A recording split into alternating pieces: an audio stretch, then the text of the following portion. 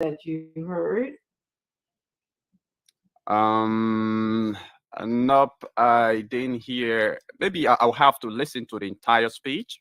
Probably, something like that was reported, but I did not capture that portion of the Yeah. speeches delivered. Yeah, I mean, it would be good to explore that. I know that they do have a number when a woman is abused that you can call the Ministry of Gender. Yeah, sure, sure. I'm familiar with that number, but I just wanted to know if they have something specific for children. And the reason why I asked because like certain professional people here are mandated reporter. Like I'm a mandated reporter. Like if I'm in a working professional space and a child came and told me that they were being abused by their family member, I'm expected to report that. If I don't report it, I could have some kind of violation on my license. So I'm expected to investigate, of course, not just ask for the mark, take a picture of what the mark is, and then there's a report form that all states, or Pennsylvania, New Jersey, tend to have, and then there's a 1-800 number. We fax it to them, and then the Department of Human Services take over the case from there and substantiate if it's abuse or not. But I'm mandated to report it. So I was just wondering if they have something like that for children. But let me just welcome Stanton and also Mo Ali to the show. I want to thank you guys for coming today. Um, and Yekezi, is there anything else you have for us? Yeah, so far so good as well. Okay, thank you so much, Yekezi, for your report. It was very thorough. Appreciate you. Appreciate your work. So, guys, Thank you guys want to give me a few minutes? Let me just welcome our viewers. So, viewers, we want to welcome you to your premiere talk show, Spoon Talk. Um, just thank you for coming. If you didn't share the show already, please do that. We appreciate your participation in the discussion about Liberia. It is our goal that you will make informed decisions about Liberia in the coming months. So I'm just going to start. I'm not going any particular order because I've been accused of selecting certain group of people. I don't know anybody's political affiliation. I just call you by your name. Moses Kamara, watching from Pennsylvania. Moses, thank you for being here. T. Samuel B. Faya is from Painesville. Thank you for being here as well. Saliki Komola is watching from Syracuse, upstate New York, USA. Saliki, thank you. Tipos PK Dempster, who always follows us. Thank you for being here, Tipos. Tipos, I think Tipos PK Dempster. Pian Pian Jr., thank you for watching from Conco Town. I think that's where you are. Makula Sun, thank you for watching. Divine Jubilee Grace Yelu is also following us. Dominic Tape Tazama, I believe their last name. Sorry if I don't pronounce that correctly, but Dominic is from Barnesville, Maryland Center. All of you who are Maryland Center, at Maryland Center, I want to say hello to you, and in Barnesville. Momo Nelson says hi, everyone. Momo, thank you for being here. I think that is supposed to mean Honorable Krah. Thank you for being here. You are all the way in Morocco. I like to see people watching us from faraway places like Morocco. It tells me the widespread of Spoon. So we're going to go to Kenneth Piwu.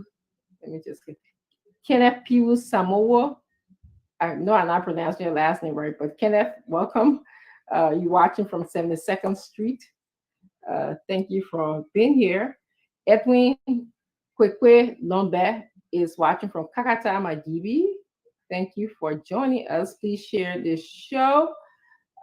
J. Benedict Kolo Sanda is watching from Dubai. Thank you again. That's another faraway place. I like it. Vicariously traveling with you. PK Topa is from Turkey. Wow, we in Turkey, people. Yane Gondo is from Ivory Coast, Abidjan. We've gone that far. So thank you. I also like to hear people watching in Zedru, Grand Juda County. That's also, just make me think how far Spoon is as well. That's Mr. Wulu Gay is in Zedru, Grand Juda County. Let me see. Timothy Ya from Zubatown. Eric Kazulu is actually watching from Australia. Wow, there's a lot of us, a lot of you watching from all over the world. Jay Sapato Waya, I believe, is from Liberia. So I want to just again stop here and just tell you to share the show. We want to thank you for watching us and continue to participate in the comment section. Thank you so much for joining us today. So, Stanton, I'm going to turn the show over to you. We can co-moderate today. Um, so I'm going to turn it over to you. I hope Fagon heard what you said, that we can co-moderate because he's going to come on the show. And I know who Mo Ali waiting for. Mo Ali waiting for Jeru and Councilor Lamy. I don't know why. Mo, why you waiting for your folks, man? Eh, why you waiting for? Lamy has been a very long-term brother, so I like his conversation. I just hope tonight he will not can shift the whole conversation to something different, because I want will really apply on the show. Jerome, Jerome, we've been in the Ken Johnson Road, UN Draft Place Street area a long time. I've been knowing him. You been knowing Jeru? Yeah. He was a sedition, I heard. Yeah, Jeru. I think he still is, though. I think he still a sedition undercover. I do believe that this Jeru is a sedition undercover. And no, seriously, you go ahead, Dr. Richardson. He can come defend himself. Actually, I watched the show, was it Saturday? I wasn't here on Saturday. And I heard the exchanges between Mo Ali and Jeru. I think I will have to call you out on that. I think you went too hard and personal on Jeru Gibson. So I hope today that you will stick to the issue and don't with him. Mo, don't say anything. Don't say anything, Mo. Let me talk. Let me talk. Let me talk. You know, the reason why Dr. Richardson will enjoy Jeru and Lamy, because they're on that side of the eye. That's exactly what's happening. No, but Moja, but can you please announce again that you asked me to moderate? If I gonna hear you, because I don't want. I heard it already. Hi, welcome to the show, Mr. Fagon. You heard it, and you heard me say. Okay, so today I told Stanton that we are going to co-moderate, and he said I should make sure that I say when you come in, because this is the guy that's supposed to have a show. Dr. Richardson, the main show should have started today, right? Yeah. No, you heard the man giving the announcement, right, Mo Ali? Yes. And you told me, Mo Ali, that you were waiting. The man let the nation down. He let the country down. But we have to find out what happened, because my picking here this evening was saying, "Oh, I tuned to Spoon FM this afternoon to listen to Fagon show, but I didn't hear you say the man let the whole nation down. No, ain't no technical problem. We good. No, Fagon will technical explain what happened. No technical and problem. I will take Fagon's explanation. Because he's your fellow Joseph Boaga supporter, so you would take it. But I would say this though, Fagon let the nation down. After saying everything that Richardson, making promises, he will go crazy, he will bring in lists of guests. I wore my proper suit to appear on the show today. Oh.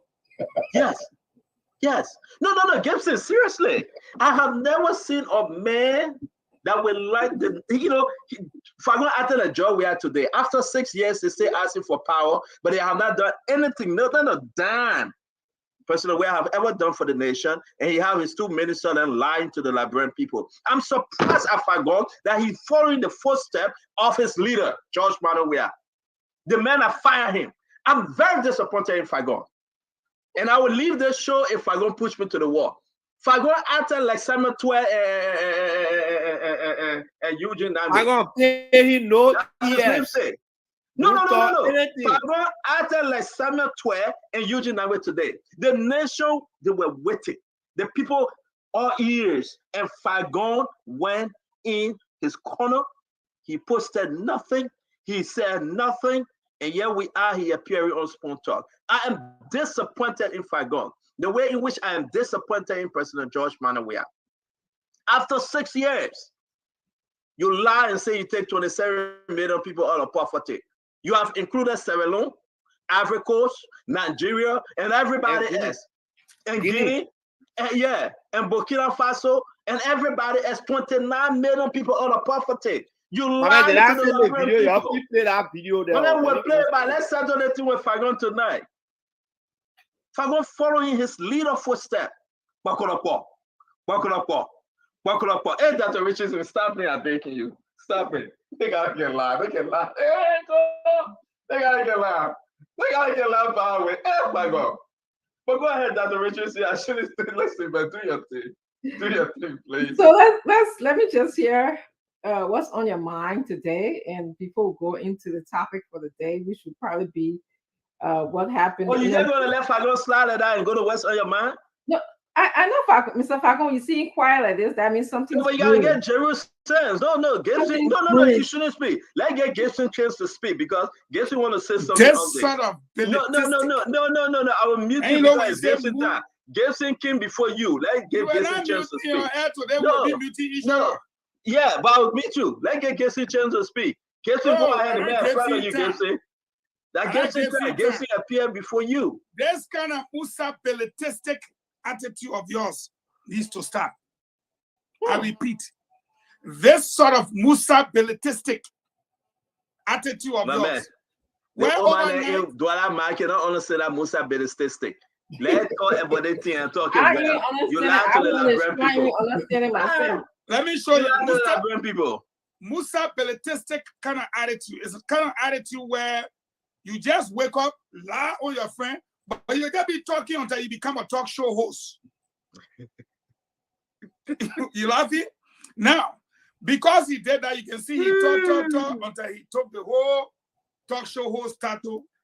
It's called the Musa-Belletistic attitude, where you just talk, nothing behind it, then you become a talk show host. Every day, I announce, I'll be going at 10 p.m. tonight. Tonight, I'm going to be going at 7 p.m. You'll be announcing. How you'll be announcing soon. So let me listen. Let's pass Fagon for a minute. Gibson. Yeah. Why not pass? You like that, Jawia. Jawia said. No. Jawia said. We're going to go to Jason. Jawia said. I want you to get the contract. Jawia lying pipe. The contract with Jawia and Samuel to and lie. The other man said, look, tonight, let me tell you something. We got to call Prince Johnson. The other man said they constructed, now rehabilitated. In Nimba. 394 kilometers of roads in Nimba. They mean Nimba, the most developed country, even most of them can make it. When they Jamie, he said, no, I'm talking about payphone now. I'm talking about laterite. Okay, even if that laterite, there's 394 kilometers that were in Nimba. Where now? But Fagon. I know you want us to escape this thing. You didn't appear today. I won't get Gibson a chance to speak on the Gibson. We'll not leave this one. We'll get on Jawia and his 40 T's. Alabama and 40 That's going to be my opening. Go ahead, Gibson. They hear what it meant. I was watching for Fagon's show today. I was all over. I thought it was on another platform, but I really expected it today. And I know how Fagon is very fiery. And I thought there was going to be a lot of fireworks coming up. Very disappointing. This morning. Unfortunately, you didn't come on. I don't know why you didn't come on, Fagon, but it was necessary that you come on because you made a lot of promises to people. And with the media people, that's what people hold us back. When you say, I will do this, they hold you by it. So you have to apologize to the public.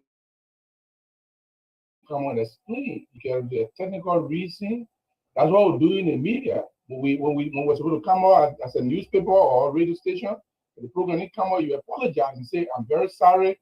I told you I'm going to come on, but because of technical reason, I didn't come on. Or maybe you didn't pay the money to Spoon FM and Spoon TV, and Spoon TV did not bring you on. Is there the reason why you didn't come on? They may check bars. yeah. But today, that lie, I was wondering where the 27 million. I mean, we can't let's finish with the Fagon thing. We on our sharing time. I apologize to the people. Wait, 1 minute. I thought they got in was Councillor Lamin Bako. What we get Manikoka Tingbe. Tingba. Tingbe. What's that? They got changed his name. Let me change his name. Mo Ali, I think you say you were knowing they got sent childhood town. They might change the name. Oh, No, I nice. didn't change my name. Oh. They changed it to Casa. Yeah, Casa Lamy. Confused us for a second there. But they got it. But 712 bludgeon going. Oh, they got it. If I go lying, Councillor Lamin changing your name. What we on here today? If I go refuse to appear, Councillor Lamin changing his name. Remember, you don't have this show, man. You're kidding. No, but on a serious note, if I'm gonna tell her why you didn't come on, because No, continue talking because you see, I lost my hours the today. I didn't go to work people today laughing because at of that. like, Minister Fagon is sitting right here. Mm-hmm. He didn't even open his mouth to speak. Without knowing the reason why Fagon didn't come on. Oh, you're blapping. Blah, blah, blah, blah, blah, blah, blah, blah, blah, blah, blah. So you're talk now. The librarian watching you. When you're feeling that you can ask. Why They talking just like Kosia. Yes. Someone are breaking. Make noise. Why they call it Y'all make Kosia? noise. It's an rest. Y'all make noise when you're feeling that your ass. Now y'all don't want to Yes, kill sir. the quote during the war. When you're feeling killing, you say, but who the hell man? What? Say, Chida, man, you kill. But man, don't No, go y'all too talk. far. Y'all will talk today. Oh. No, we talk. My own talking at my name. We talk. Yeah. Yeah, there will be no way that you kept the librarian people waiting. Instead, they go listen to the foolish conversation that Samuel Twain and Eugene Nangbe gave. Only in their camp they will celebrate that How you might nonsense. don't know what they Spraying. say and you didn't But let me listen to say it. this. My man. They get smartphone. Let me say that they get social media online. I don't have to waste my 4 hours on that nonsense that was spraying out there. Okay? That appears to once you listen to the first line, the man said 27 million out of property, turn the nonsense off and say I'm done with the crap. I'm telling you. Samuel Twain going to so the man working for Sierra Leone and all now, getting people out of poverty in Sierra Leone. The man went as far as Nigeria, the Delta state, that have all the oil. The man taking people out of poverty. What kind of nonsense is that? What do you guys think have killed himself? How can we as a librarian sit back and listen to that nonsense? You lie and say you're paying for police uniform, security uniform twice a year. You know how many messages I'm receiving? Up to the BVR police. No. that was Making sent to mistake. I monitor. don't know where y'all got that from. The guy said the police have not received uniform for a long time because they're spending $51 million on election. That Yeah, now they can we were playing. police. We're They playing. said they were because they were saying too many things from both sides of that mouth using Gibson Giroux word in the chat room. I mean, but I have a wonderful show. Dr. Richard said, I know you do your round as to what's on our mind, but go ahead, Mama. Do your Yeah. thing. So we'll start with who came in first. Mr. Fagon came in first, right? No, I came in first, though. Oh, sorry. But Okay. then more idea. Are you running the Fago that way?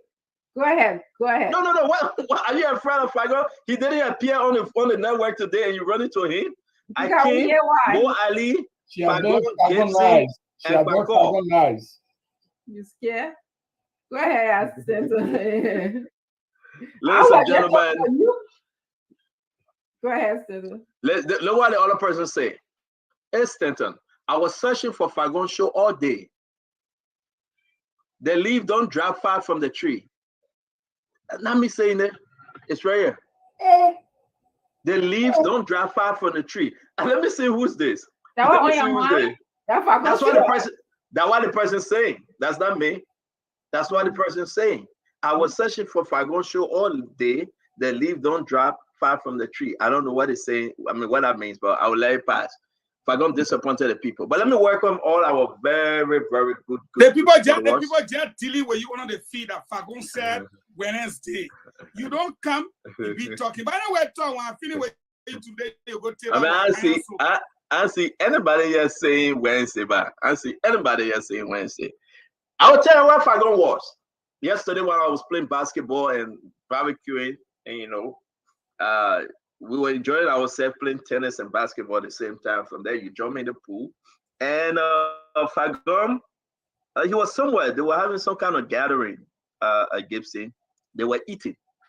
Fagon called me and said, Fagon, You got a show tomorrow, 11 a.m. Liberian time. That would be 1 p.m. 1 p.m. Liberian time, 11 a.m. American time. If I gonna say, oh my man, I will be there, man. I will be there. If I gonna carry 4 girls out as well, they have fun. If I go, I call him, he didn't pick up. I call, he didn't pick up. To my surprise, if I go return call that he was sick, he gonna look for ginger. I said, Fago, you gonna look for ginger for what? He said, well, man, you hearing my voice. I never knew my brother Eugene Fagon can drink what they call, I think, Modelo or Scap, something. I like, wow. I like, wow, Fagon, you kidding? The man said, oh, man, I'll follow. Man, no. I deserve my 2 minutes. Am I opening a bacon? Don't interrupt me. Don't interrupt me, I'm begging you. I said, Fagon, you kidding with messing with a man that Father's Day, but I want my 4 girls there, I'm happy.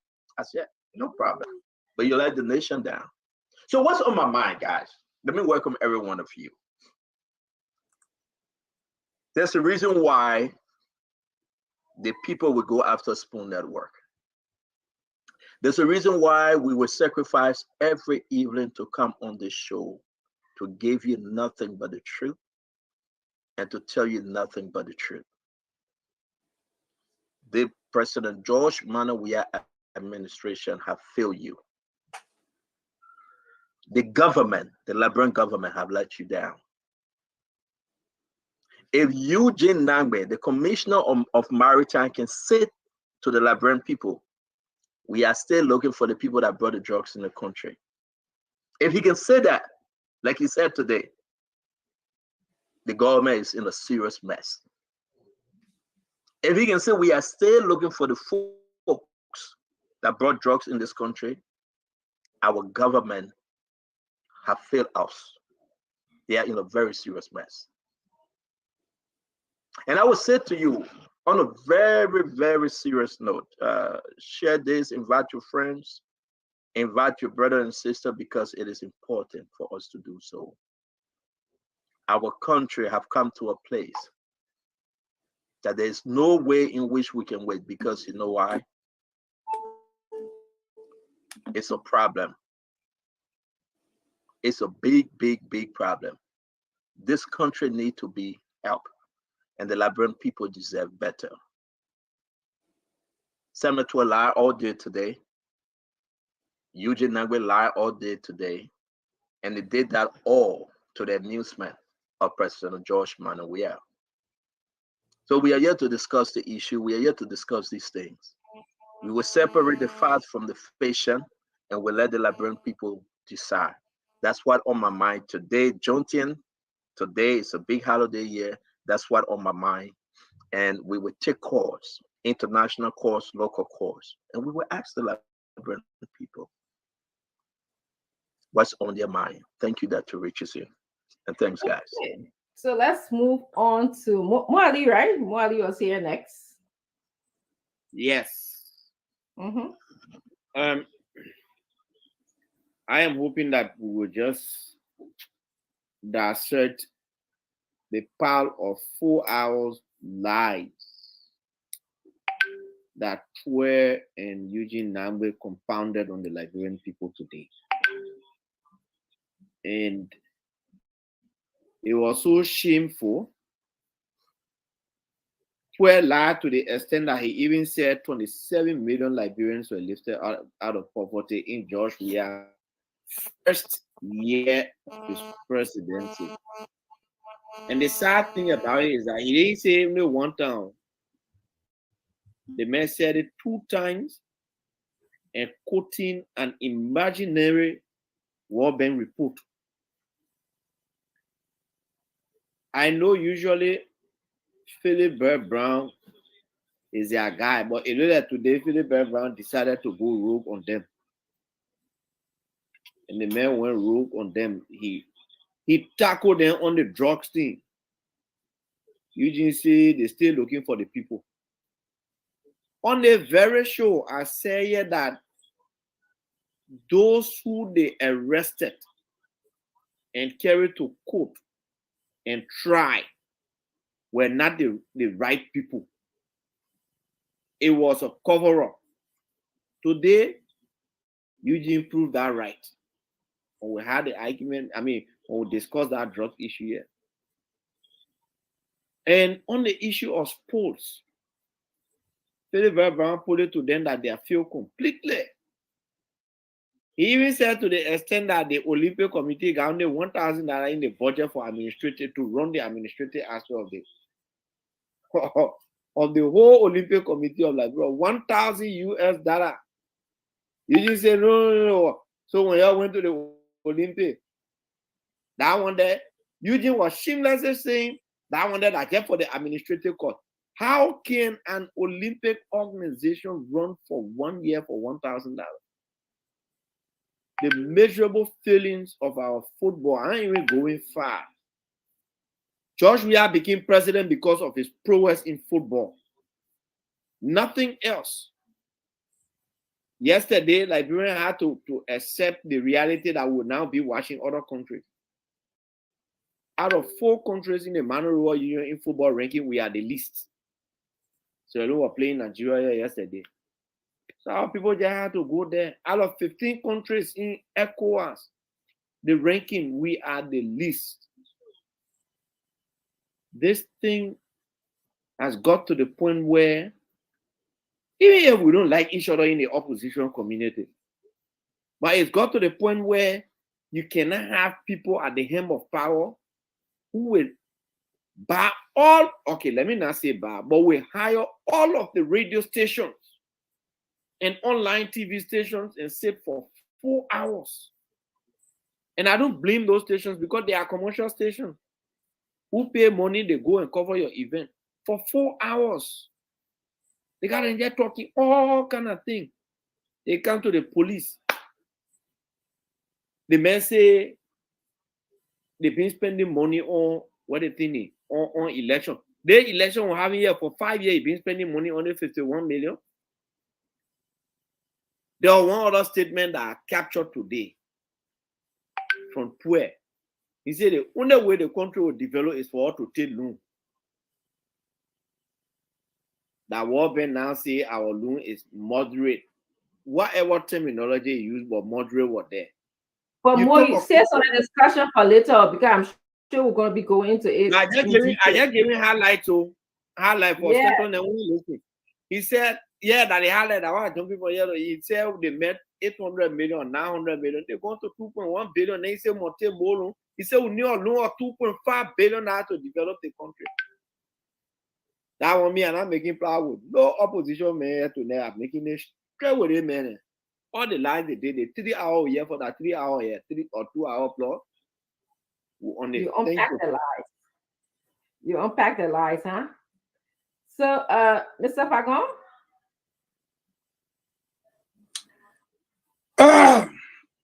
Thank you very much.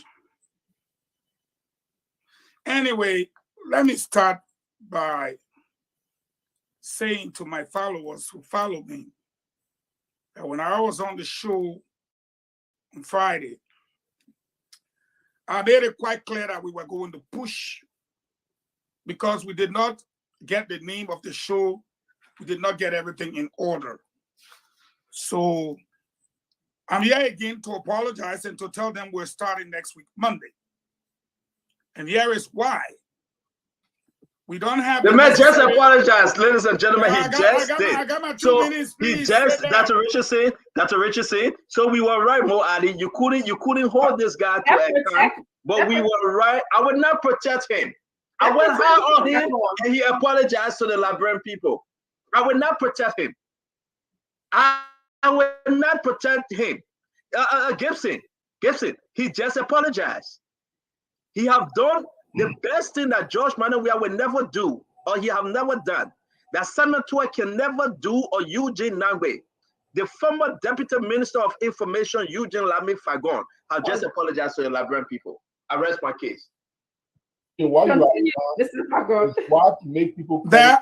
Gibson, would you remain quiet, please? It's my turn. I'm quiet. Go ahead. It's my turn. Stanton wants to make himself feel good. That, he made Eugene Fagon apologize. But Eugene Fagon is speaking now. When all of you were rambling, you had no clue as to why the show has been postponed. One thing I like about the sacrifices we make, we do not have a rich candidate. So we are sacrificing because we're not wealthy. And our equipments are not there yet. And let me say to the Liberian people, the Liberian people love me for my delivery. When I deliver, I show facts, video, as well as audio. I'm not going to give my opinion to anybody. If I say Madam Ellen said this, they should see her saying it. They should hear her saying it. When I broke the news about Delone meeting Ellen, Nyombli there, people say, oh, blah, blah, blah. Delone Kina, Delone said it. Pilate agreed. When I broke the news about the 51%, 49% to Western Cluster and all the money, they say blah, blah, blah, blah, blah. The evidence was shown. I can tell you right now, as a result of the 7 persons from the executive committee that met with Ure today, Ure took a decision unilaterally to suspend his vice chair for administration and the youth chairman. And he swore in that meeting again today that Bouaka will never become president because he has a lot to lose. Yes, Lone Star will not be there because Bouaka will give the Liberian people cheap phones, as we lobby for and got. So again, Liberians, if you know my delivery and what I can do, be patient. Let the equipment come. I have a lot in store for you. I will show you perfect evidence. Not people who will give their opinion. Last but not the least, one of the reasons why Uncle Pete don't come here is because we sit here, debate issues. Uncle Pete will go to a platform and curse us and attack us. Gibson, what you cannot say in front of me, don't say it behind me. To go on your page for almost a week, you are not even posting your pastor picture. Everything there is Eugene Fagon, Eugene Fagon, Eugene Fagon, Eugene Fagon. You shake your head. I just did. While we are on set, I scroll a 1-minute video of your page and send it to that gentleman you see saying now what I'm holding him off right now. Day after day after day after day. Brother, my name is Eugene Lamik Beyang Betuma Fangon. The reputation and the name I've built for myself in the Republic of Liberia, having introduced the political cartel and having worked, I am known even in the smallest huts. And I will say to you, it's a privilege for you and I to sit on the same platform. Do not leave from here and not say to me what you have to say to me, Gibson. To the point my beach picture with me naked and all. What do we care for it? You put it on your page with me relaxing on the beach sleeping. You take it, you put it on your page, you say things. My dear brother, in 2017, thank you for the 30 seconds. In 2017, when I went after Joseph Boakai, little did I know, because Ellen was supporting us, it's not a secret. So therefore, what we were fighting for was that change. And yes, Dr. Francine, the man, so yes, let me get my 30 seconds. We're fighting for that change. But today, what do we see? It is now established as a fact that yes, George Weah and Ellen had a power sharing agreement. And I listed all the ministers that Ellen kept in the government as her side of the bargain. It is now established that Cummins did not come to Liberia in 2015, but rather in 2007 and was even honored in 2011.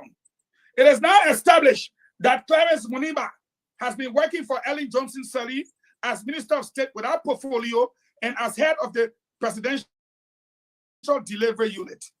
So I am the man that will dig. Everything I said about Joseph Boakai, I can sit right here and either apologize for it or continue with what I'm doing. But to go on your page, okay, my half-naked picture and attacking me, and then come back, let me finish. I'm this. I don't think that's. I just said time out. You sit down on the same platform with me and you show me teeth. 40 now. Okay, Mr. Falcon. Let him let 7 days. fine, but let's move You on. don't get popularity at my expense? Mr. Falcon, Yeah, man. let's move forward now. My brother, I don't see you so. Thank you. Not in my view. Okay. That's what I gotta say. I Thank don't you. see you, sir. But the show just started, okay? I don't see you all. Okay. You're not running for office. You're not doing Gibson, nothing. Mr. Gibson, I don't see you. All right. What's on my mind? I got two things. on We my put a mind. moratorium on internal opposition fighting tonight. Total moratorium. The first issue I have on my, I have three issues, but the first one is the labor minister made a statement about child labor. And I'm concerned because he is crying wolf, he is shedding crocodile tears when he is in a position to engender the process that would take the children from working for parents. When you talk about child labor, first of all, the minister himself is a minister who was appointed with shady deeds, with criminal record. This man stole a Lebanese man money, 25,000, I think 3 different times, and the Supreme Court of Liberia suspended his license for 6 months. And while he was under suspension, President George Weah appointed him to become justice minister. The public outcry made him to withdraw his nomination and then reappointed him as a chairman of the local board of directors without listening to the public. And while the public was still crying foul, he sent a man to not good government, but Human Rights Commission, and the people were still crying. He removed the man from there and brought the man to labor ministry. This is the ineptitude that is exemplified by people who not only work with George Weah, but George Weah himself, who is not even serious. The arrogance of his sheer disrespect to public norms and procedures. So I wonder, how can a labor minister talking about there's a law that is already submitted and he crying foul of child labor, why is he not taking steps? When other labor ministers were there, like Samuel Kofi Woods, they took steps and went to Firestone, for example, where child labor was taking place. I personally accompanied him, and they made sure that children do not work on the plantation. And so how is it that he is labor minister and crying foul? The second thing I want to talk about has to do with Councillor Mr. Cummings. Mr. Cummings went to the Southeast and he made a very intriguing comment, and I'd like to highlight this comment. He said it is so shameful and disgraceful that the southeastern region of Liberia will be accessed through the Ivory Coast. That means you have to fly to Ivory Coast and then come through the Ivory Coast to take the short route to get to any point in the Southeast. It is so shameful that, and it is not politics the man is playing here. Mr. Cummings is not playing politics here. Why is it that this man who calls himself viral medicine is not able to even grade the road from here, from Ganta all the way to Sino or to Maryland? Why is it? So it is now glaring that even Mr. Cummings had to endure serious impediment while on his way to Maryland. And that is for me a shameful thing. The third thing I wanted to say shortly, I'm not here to attack personalities.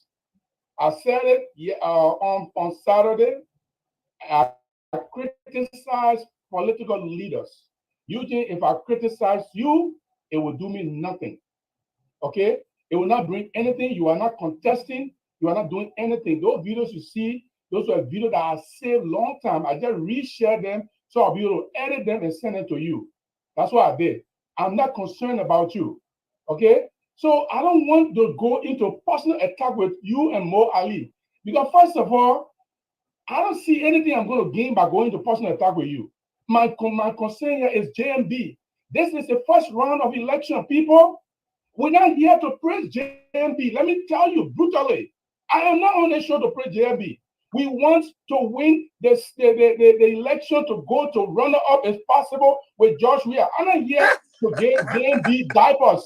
to pamper him. I am here to argue the issues. I am here. You challenge UNB education as being a fraudster. I'm not here to discuss with you. I'm here to discuss the issue that matter to the election process. So you on your own. So when I'm talking, you see, you're interfering now.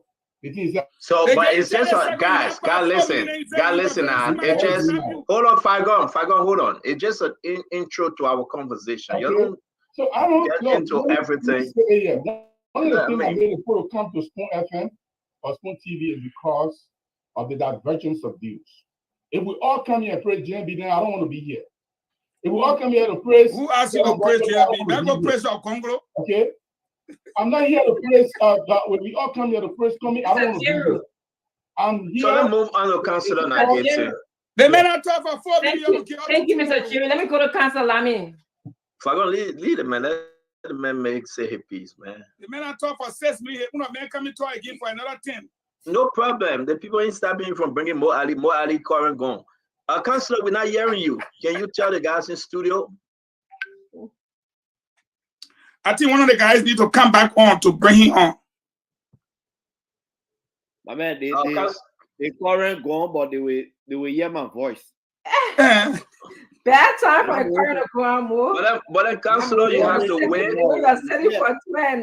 Yeah, but then, Councilor, wait 1 minute. Let's go to Mo Adi till they get you ready. Mo Ali, can you come on? No, I needed to say my thoughts. Oh, are we done with Mo Ali, right? Then go ahead, guys. I'm sorry. Councilor, are you ready? He's not ready. I don't know what. Mo Ali was the first. Yeah. Yes. Actually, I just wanted to share. You want me to again? I can talk with no problem. I wanted to share how impressed I was with the CPP in Bond County. They had a massive turnout on Saturday when I wasn't here, and I see that we didn't even play, we didn't even talk about it. Well, I'm gonna talk about CPP. CPP still existing. I'm sorry to interrupt you. Existing. And this indicates to me that Bond County is now a battle. It's no longer a CPC, a Unity Party ground. So I want to mention that. The second thing I wanted to mention, like I think I share the same sentiment as Mr. Gibson. I said it. Gibson. I know.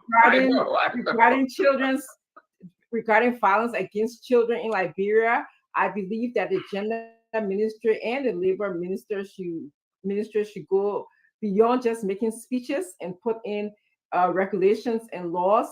For example, they can have like mandated reporters such as nurses and teachers in Liberia that if you suspect that a child has been abused, you should definitely report it maybe to the Ministry of Gender so that we can decrease violence against children. And then we should also look at, there's almost 365,000 children as reported in one of the newspapers, I think Front Page Africa, that are in the streets of Liberia. We have to definitely do something about it. So I will stop there. I did listen to a little bit of Nangwe and Twe today and took some notes. So I will stop there. Okay, so Councilor Lamy, are you ready? Yes, I am. Good, your turn. Yeah, I will start off by saying I agree with Gipsy that we are not here to be praise singers of a single political party candidate. We are all in the first rounds of the elections, and the Liberian people ought to know the differences between these candidates.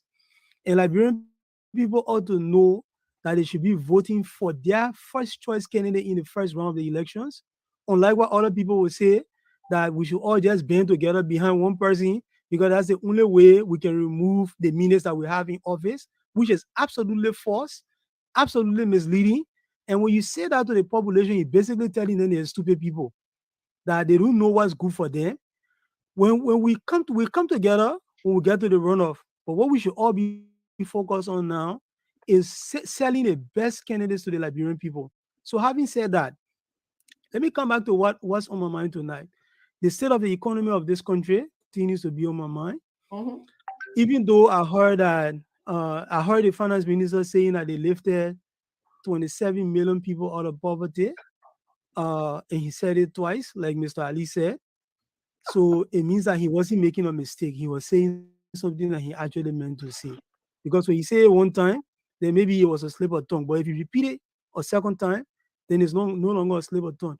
So it's very possible maybe the benchmark for poverty was a particular amount out of in the first 1 month, and they lifted those people above that amount, and they lifted a second, the same group of people above that second amount. So they kept on changing the threshold until they reach a certain level. Maybe that's what the minister was saying.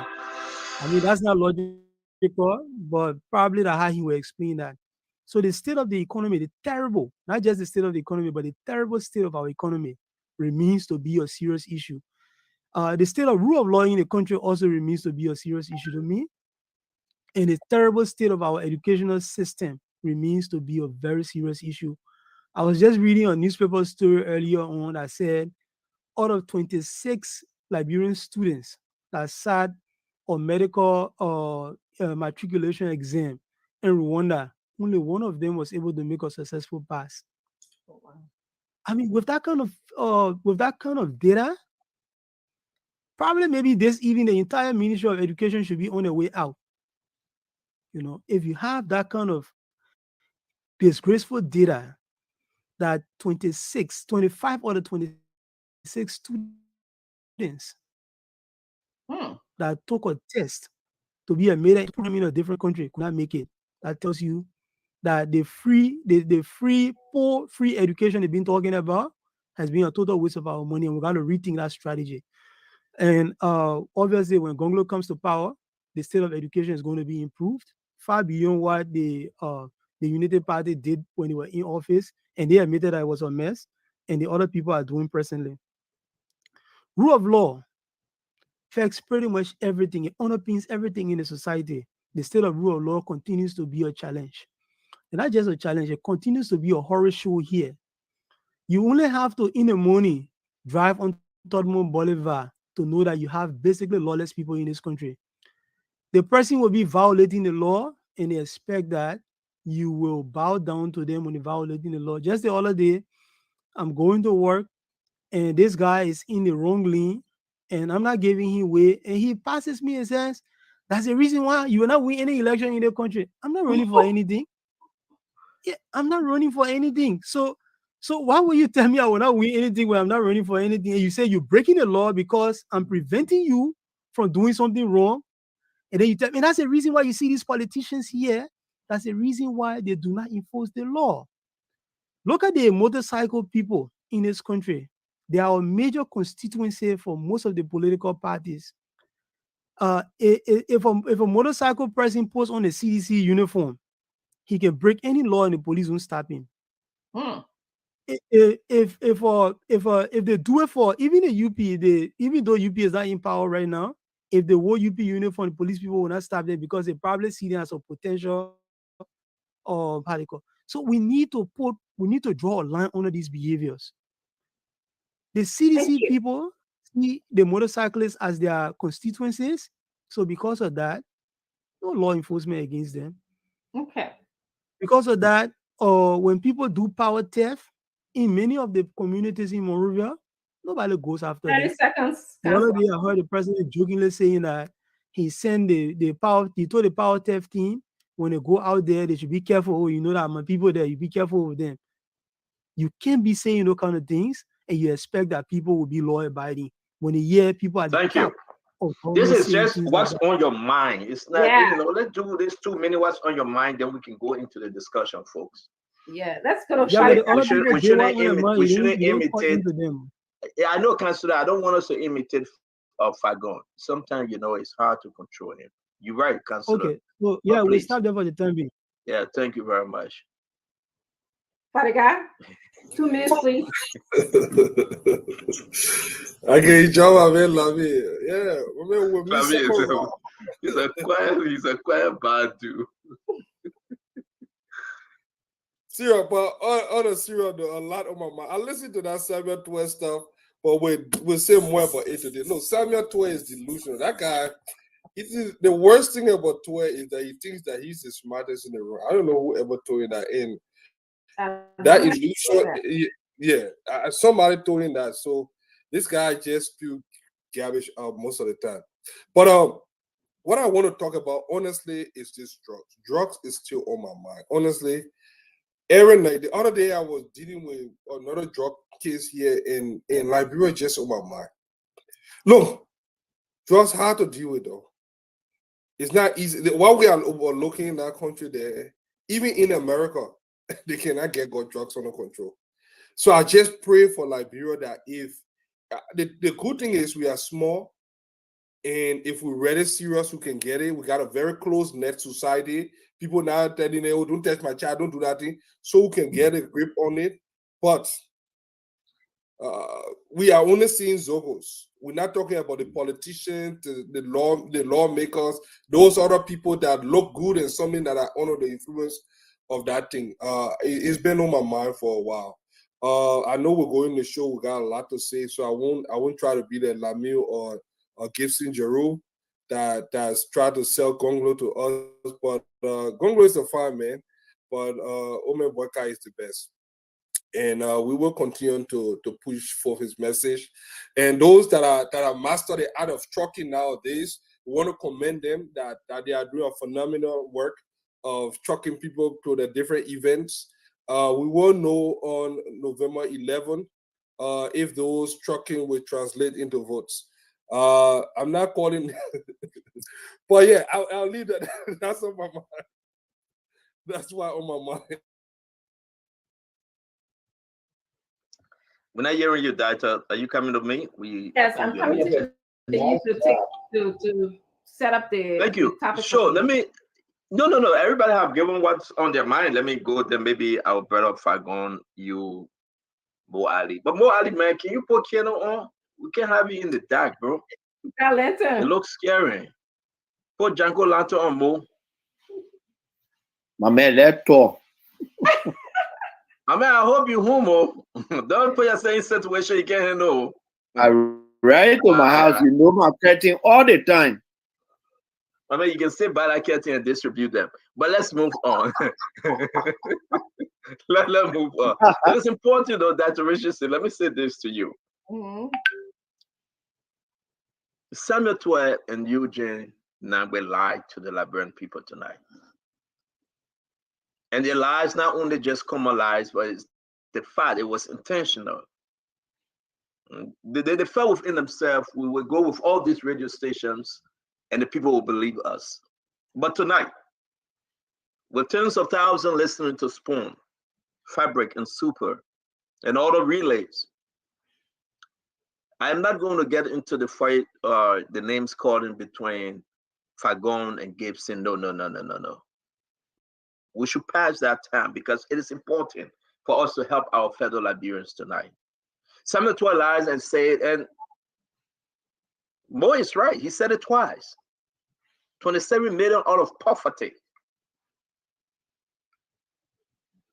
I just want us to understand where this guy, how will you lie? And the people are listening to you as the finance minister. And President Weah is sitting and celebrating that you're lying to the people that voted him in office. Why will you lie? Going back to the PAPD, you will imagine that all these things will come to a place in life that the Liberian people will realize that you guys are 419 government. And if I say this, people get angry. But this is the truth, Fagon. The only thing President Weah care about is all his tenten, money that he will collect every week, and he will tell you about his football experience. That's it. He cares less about the country. He cares less about what Samuel Twe going to say. And I posted this in the chat room because it was very important for us to read it. The poverty level. Let's go back in history and talk about the poverty level. Let's understand what somebody said concerning what Samuel Twe is celebrating today. The proportion of poor households living below the international poverty line. How many Liberians going to bed hungry every night?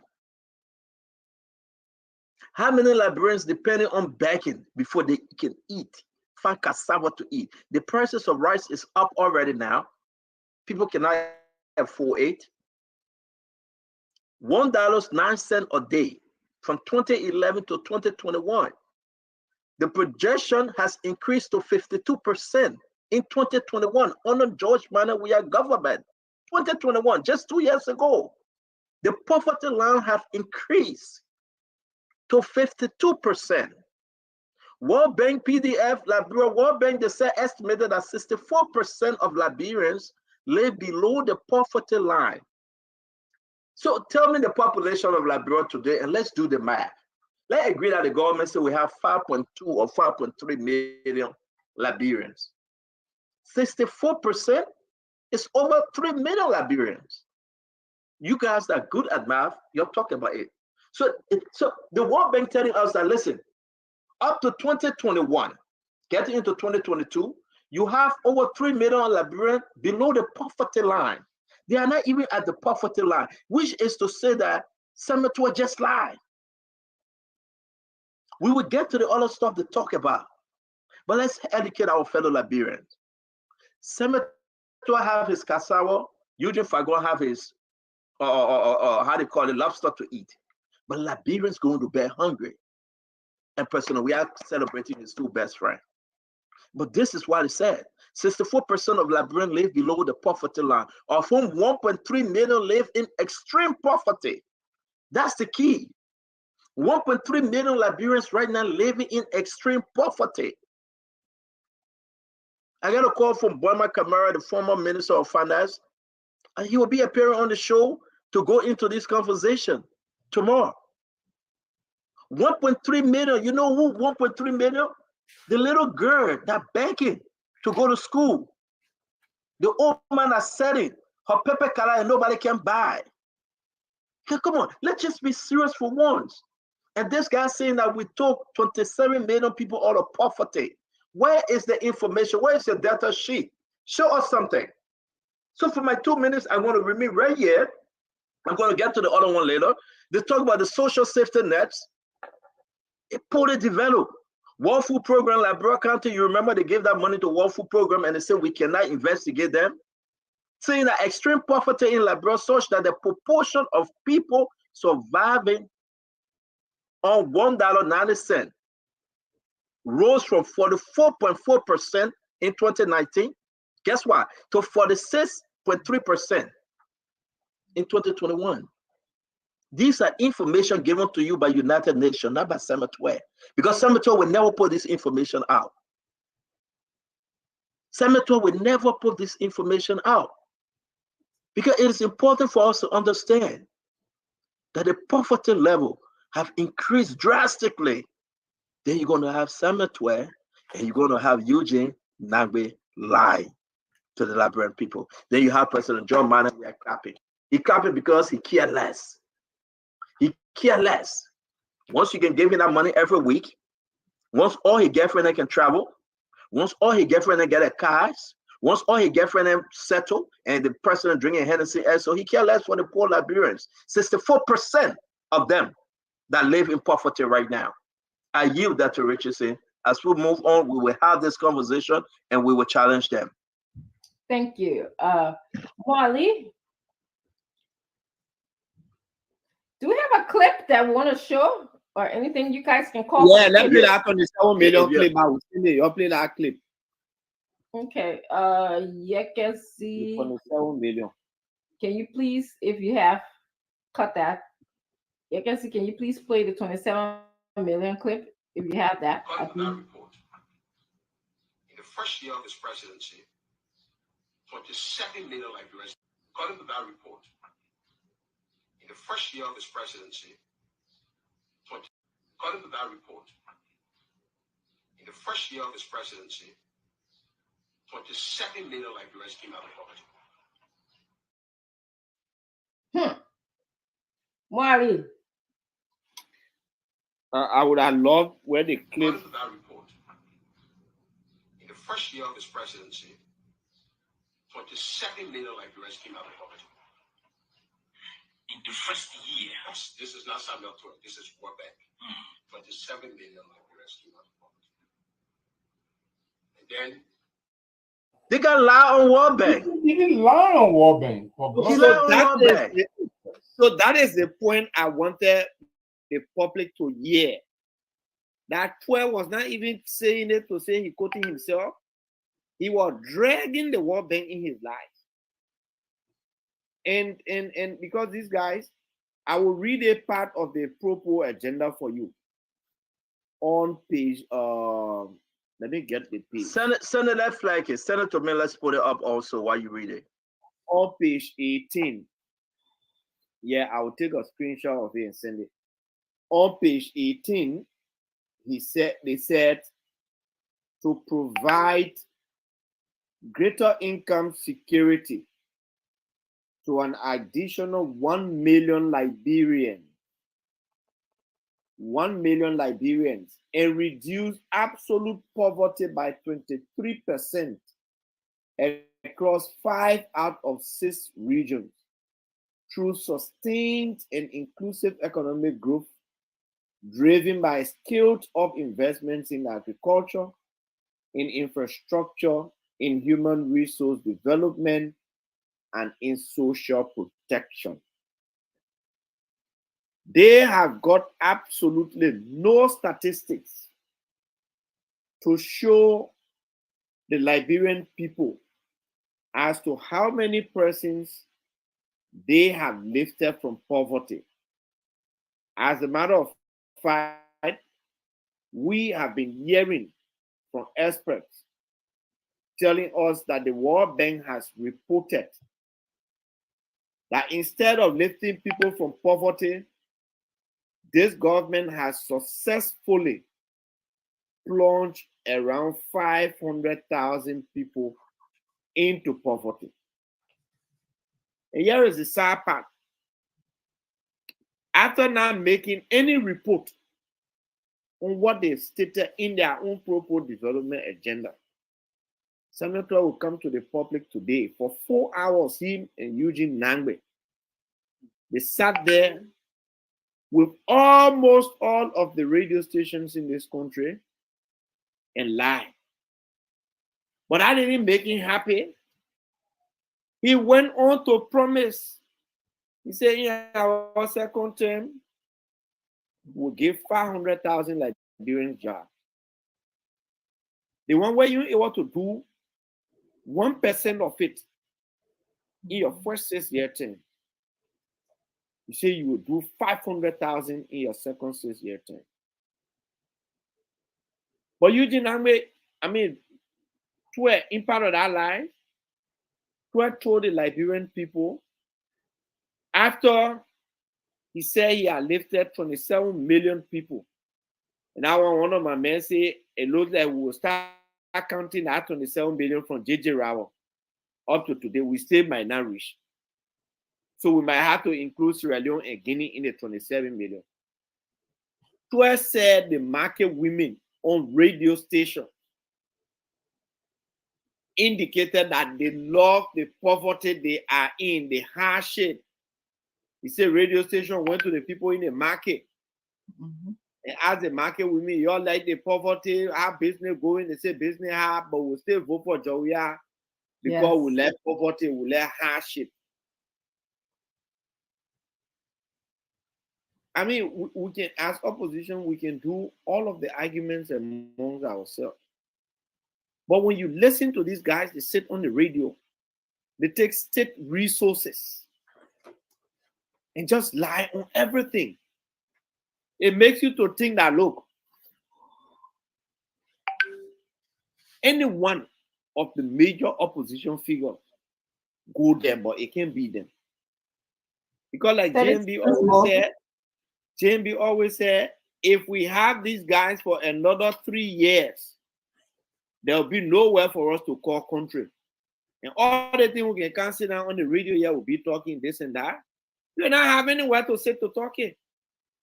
Because by that time, the men have finished chakla in the whole country. That is the reason why people are beginning to do that ticket as chakla 1, chakla 2, the chakla ticket.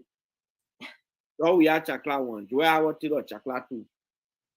And they get Eugene and they're just pumping it up, lying. 27 million? Even if your mom coming slip and say 2.7 million, then we'll start a debate from there. He did it deliberately. because the lies are piled up on him. We need to look. There are other aspects I'm sure we'll come back to. Okay. Yes. Thank you. Thank you very much, Mr. Pagon. Well, thank you. And let me say to many of the Liberians that are inboxing me, that even if I don't have equipment, I should just talk to them. I will consider starting on Wednesday. You can see that part of the reason why my chinga is How about your ginger? Your ginger. the voice. Mm-hmm.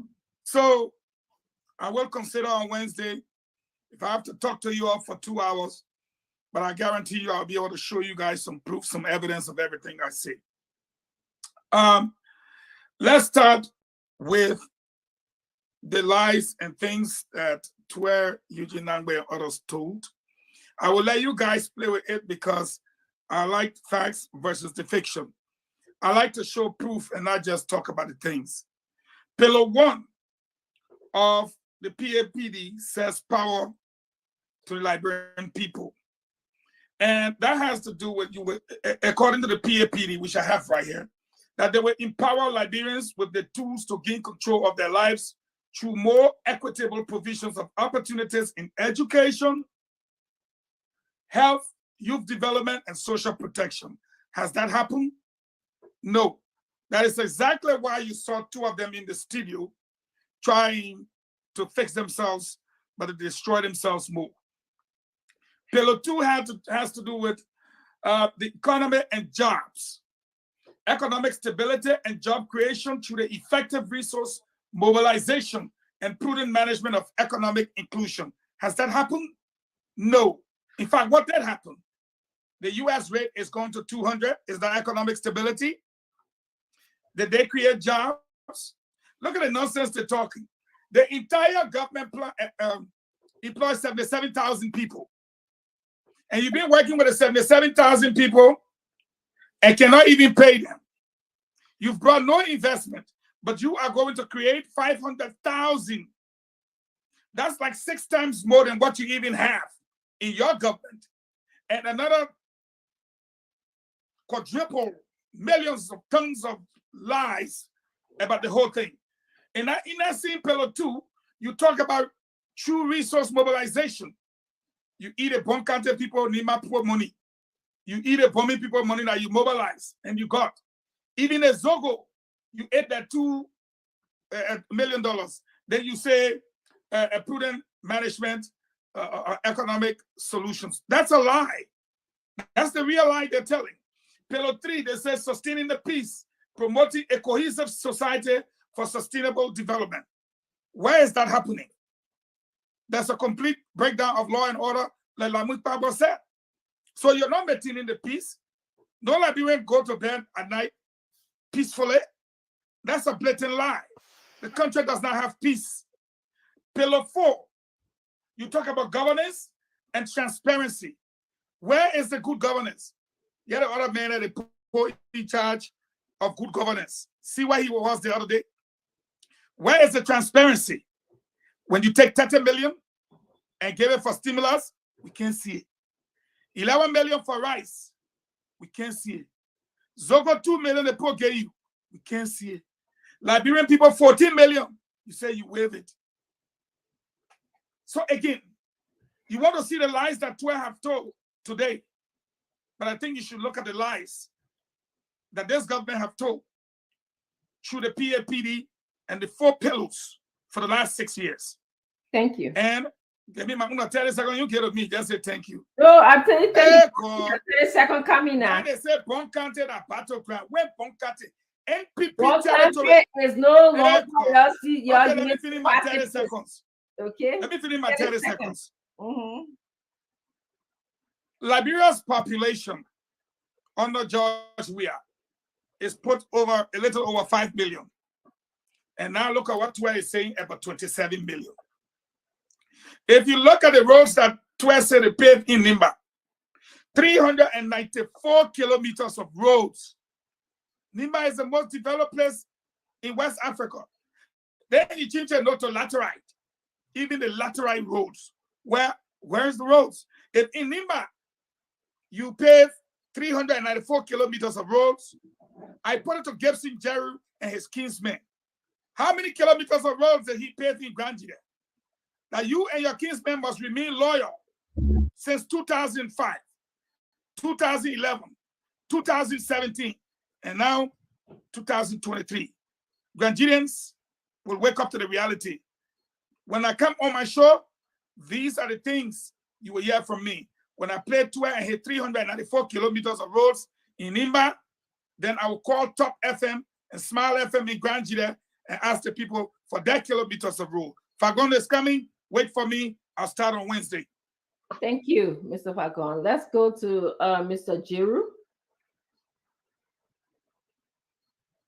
Thank you very okay, thank you very much. Look, I was just looking at the World Bank good countries, bad countries report, and what I noticed is Liberia is progressing by 17% in what they call repressive government in the world.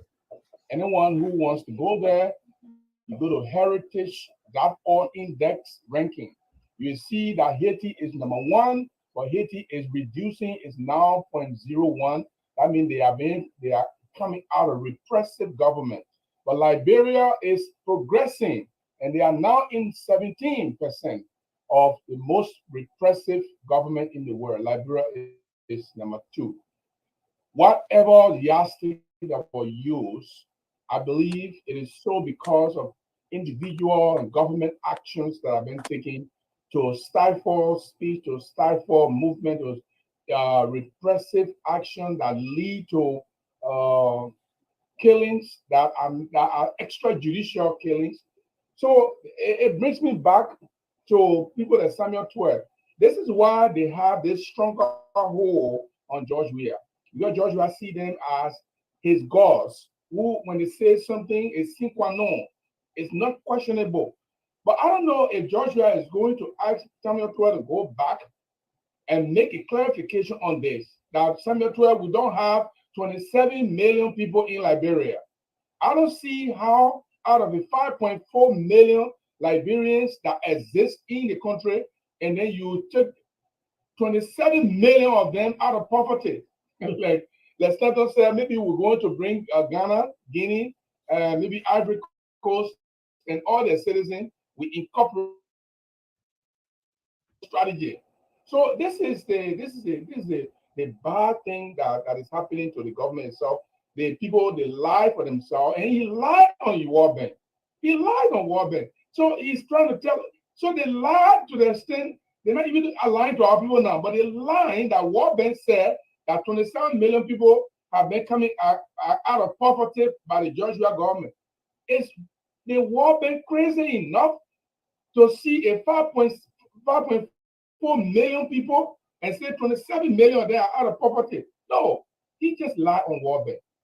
And this is the apathy of governance with truth and with honesty. Samuel Twer knew what they are doing. They feel that our people are crazy. They don't understand what they do. So they use the big words on the radio. They talk fluidly and they pronounce figures. And our people then will use. Go to the CDC headquarters. You probably people are jumping up. If you bet me, you simple that they take a video, you'll see Sedition clapping for him. Yeah, they will be clapping for him because that's the way they think they can govern. And this thing has not helped. This is bad propaganda, and this is what we want to erase.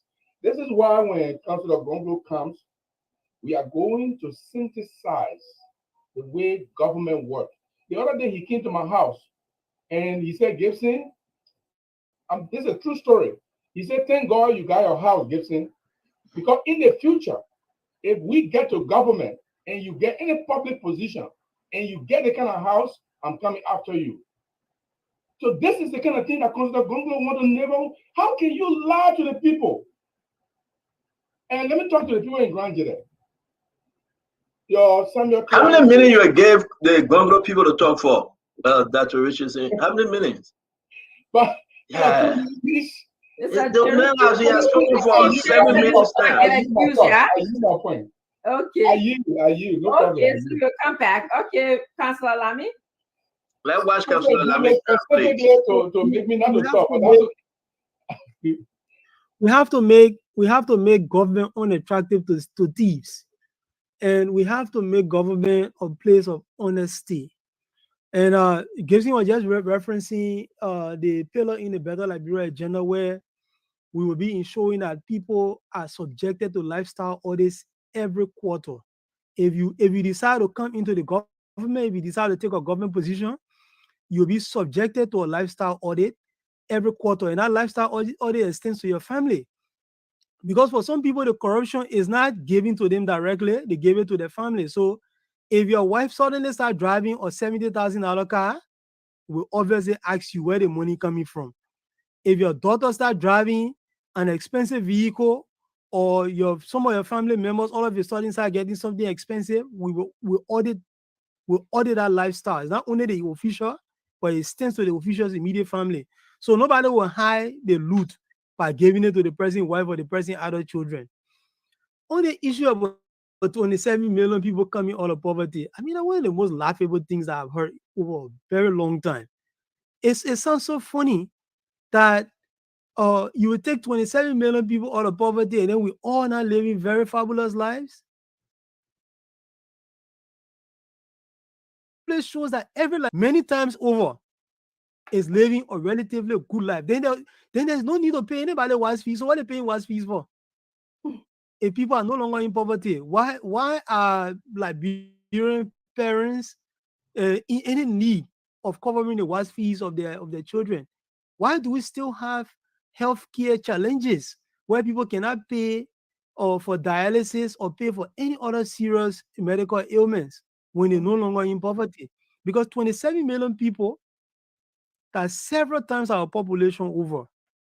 So even assuming that he was double counting people and they were changing the poverty threshold, so I think the World Bank poverty threshold is $2 a day, right? So let's assume that they've taken that $2 a day maybe up to the level of, or they started from $2 a day and kept on changing the threshold until they got to maybe $20 a day. And they were double counting people as they were changing the threshold. Let's just assume, for the sake of argument, let's assume that what the minister was saying, then it means that you will not find people going to bed hungry in this country. There is no way you'll find people going to bed hungry in this country if they were living off $10 a day, or $5 a day. You'll not find people going to bed hungry. So that's one of the most laughable things. And maybe it would be good for the minister to come and clarify and maybe do some voodoo economics to get us to understand clearly what he was trying to talk about, so that he can explain himself. But this points to the fact that Liberia is in a serious state of bad governance. Very, very, very serious state of bad governance. Like government officials will just sit in a corner and I care about accountability issues, that they will just speak or anything. A few years ago, when Mr. Weah's property issues came about, I remember they went to a town hall in Philadelphia, and the question came about, and one of the officials there said the houses were there, but people just couldn't see them. He was brave to say that thing he said that in a public meeting. That those houses, that little village, that mini village, as Hussein can say, the mini village the mini city, in fact, in Pinsville, they said the mini city was there, but for some reason people just couldn't see it. It wasn't visible. When he became president, then the cloud lifted over it and people started seeing it. That was one of the most ridiculous explanations that anybody could get. But the minister, the official of government, was brave to say that thing because he did not expect that people are going to challenge him on the merits of the argument. So he said it. We have to change the bar of leadership. The bar of leadership has been reduced so low that people think it's just the matter of removing the people from power and then that's all. Thank you, Councillor. We need to remove them from power and we have to replace them by the best people. Yeah. I'm just going to state one of my takeaway was when he talked about requiring government entity to do a performance report, and he used that as an accomplishment. I was like, this is what government should be doing. So how do you know that your government have done well when you didn't require anyone to give you reports? So he was saying that was his way of creating transparency in the government. To me, that's a clear sign of an incompetent government, a government that is complacent, a government that is not even working in the best interest of Liberians. So, Liberians, the best bet is to get a government, that will probably push development in our country. And of course, nobody can do that but Mr. Alexander Cummings.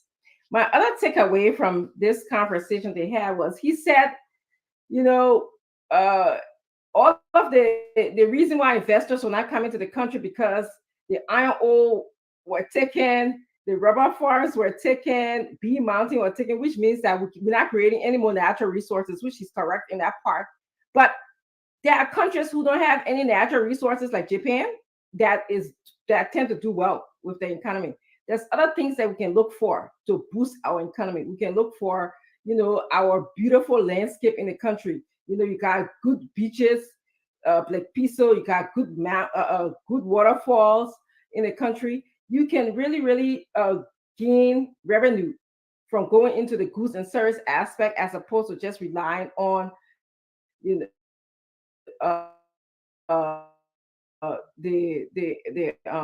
natural resources.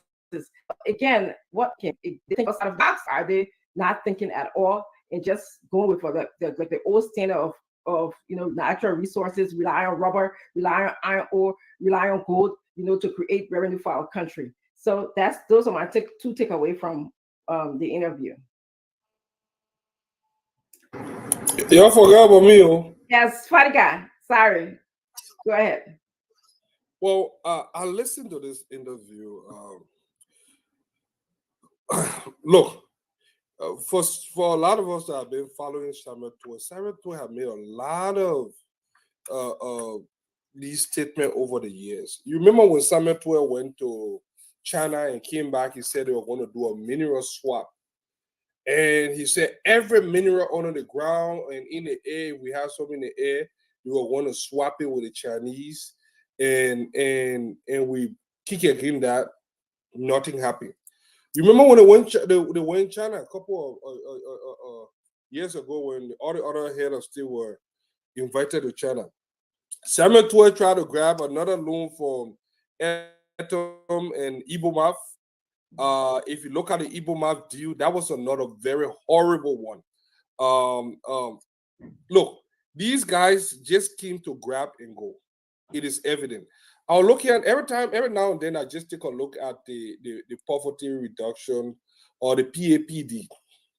And Fango was going over something. Look, the first pillar, number one, the one of the first thing on the agenda was poverty reduction. These guys have actually increased poverty in Liberia to the point that when you go to Liberia, and that you go there all the time, look, I have never seen our people this destitute. There's something weird. When we're in Liberia doing the Taylor administration, a lot of people didn't get paid. Sometimes 3 months, 4 months, but people have food. You cannot even compare the time now to that time. Even though there were uncertainty during the Taylor administration, I used to call it rebel normal days. You cannot compare that to now. Majority of our children are in the streets, selling themselves or using drugs. Drugs addiction is also a component of poverty. It's a huge component of poverty. When people do not have nothing to do, they don't have a job, nothing, they get into addiction. So what we are seeing now with the drugs addiction is people are compensating for the lack of resources, that frustration, that in your own country, it will never be better. It can never be better. It has never been better. So when in our lifetime, look, we fought civil war for how many years? Almost 200 to 300,000 people died. Only to find a situation that have been exacerbated by people that came from that environment. How do you reconcile that? So when I hear a man like Samuel Tuah trying to split it, Samuel Tuah once said that the CDC were going to be in power for 24 years. Samuel Tuah have made a lot of dangerous claims to the point that, look, I know the solution to this thing. We can talk all along, make all the different allegations, the counter allegation against this guy. The solution is to get him out. If we don't get this guy out of Liberia on October 10, we will lose our country. We'll lose not only our sovereign credit rating again, we'll lose everything that we know to be a country called Liberia. This country needs to be rescued and turned over to a responsible government to either sweep it or fix it. But right now, it needs to be rescued from the hand of a bunch of incompetent or what we would like to see a kakistocracy. Because it is not going to get better. It's just going to get worse and worse. This is the reason why, you think why after 5-6 years, nobody, no responsible institution can bring their money to Liberia. Yeah, nobody want to bring their money to Liberia. It's because they do not trust the individual that are at the controlling the governance in Liberia. So when I listen to Samuel Tuah, it's just one of the many things that he has said. So nothing surprises me about this government anymore. It has become a norm. Ineptitude have been normalized in this country under this administration. Thank you. Stan, I'll go back to you. Thank you very much, Dr. Richardson. It's very important that we're having a quiet conversation on the nonsense and speak out there by Samuel Tuah. And I believe a government that cannot promise, government in waiting, whether it's the communist government or the Joseph Yema Boaka or Terungo government, they must promise the Liberian people that they will persecute George Manuel Weah and Samuel Tuah and all of them. And I think we demand this from them. If they cannot promise the Liberian people for full persecution, then the Liberian people shouldn't vote for them. And I will say this again, on a very serious note, the nonsense that Samuel Tuah just said, and he been celebrated by George Manuel Weah, the president. The name is Greedo Hunter and Diho Kovaho. That's a code name. They must eat everything. They must have everything. And they would take one hole, dig another hole to cover another empty hole. That's nonsense.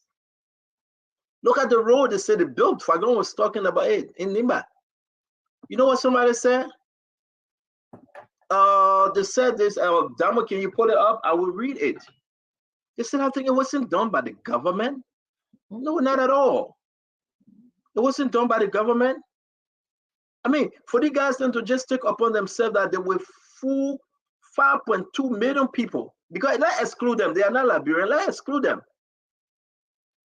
They get a home somewhere else they enjoy. They are saying that the company that is paving our farm to market road is called EFFA.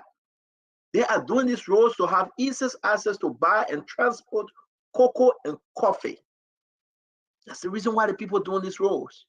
They want to transport the cocoa and coffee. It got nothing to do with government. That's private international initiative supporting farmers grow crops maintained above. Private international, private thing. But every private initiative, President Weah and people will celebrate. They are not celebrating that, oh, another country coming to Liberia to play soccer on their pitch. They forget about Lone Star altogether. They got will be celebrating that like the World Bank. They've been begging World Bank and IMF for money. That the country can only depend on loan. Liberians, you know how much you're worth in natural resources? Do you know how much you're worth?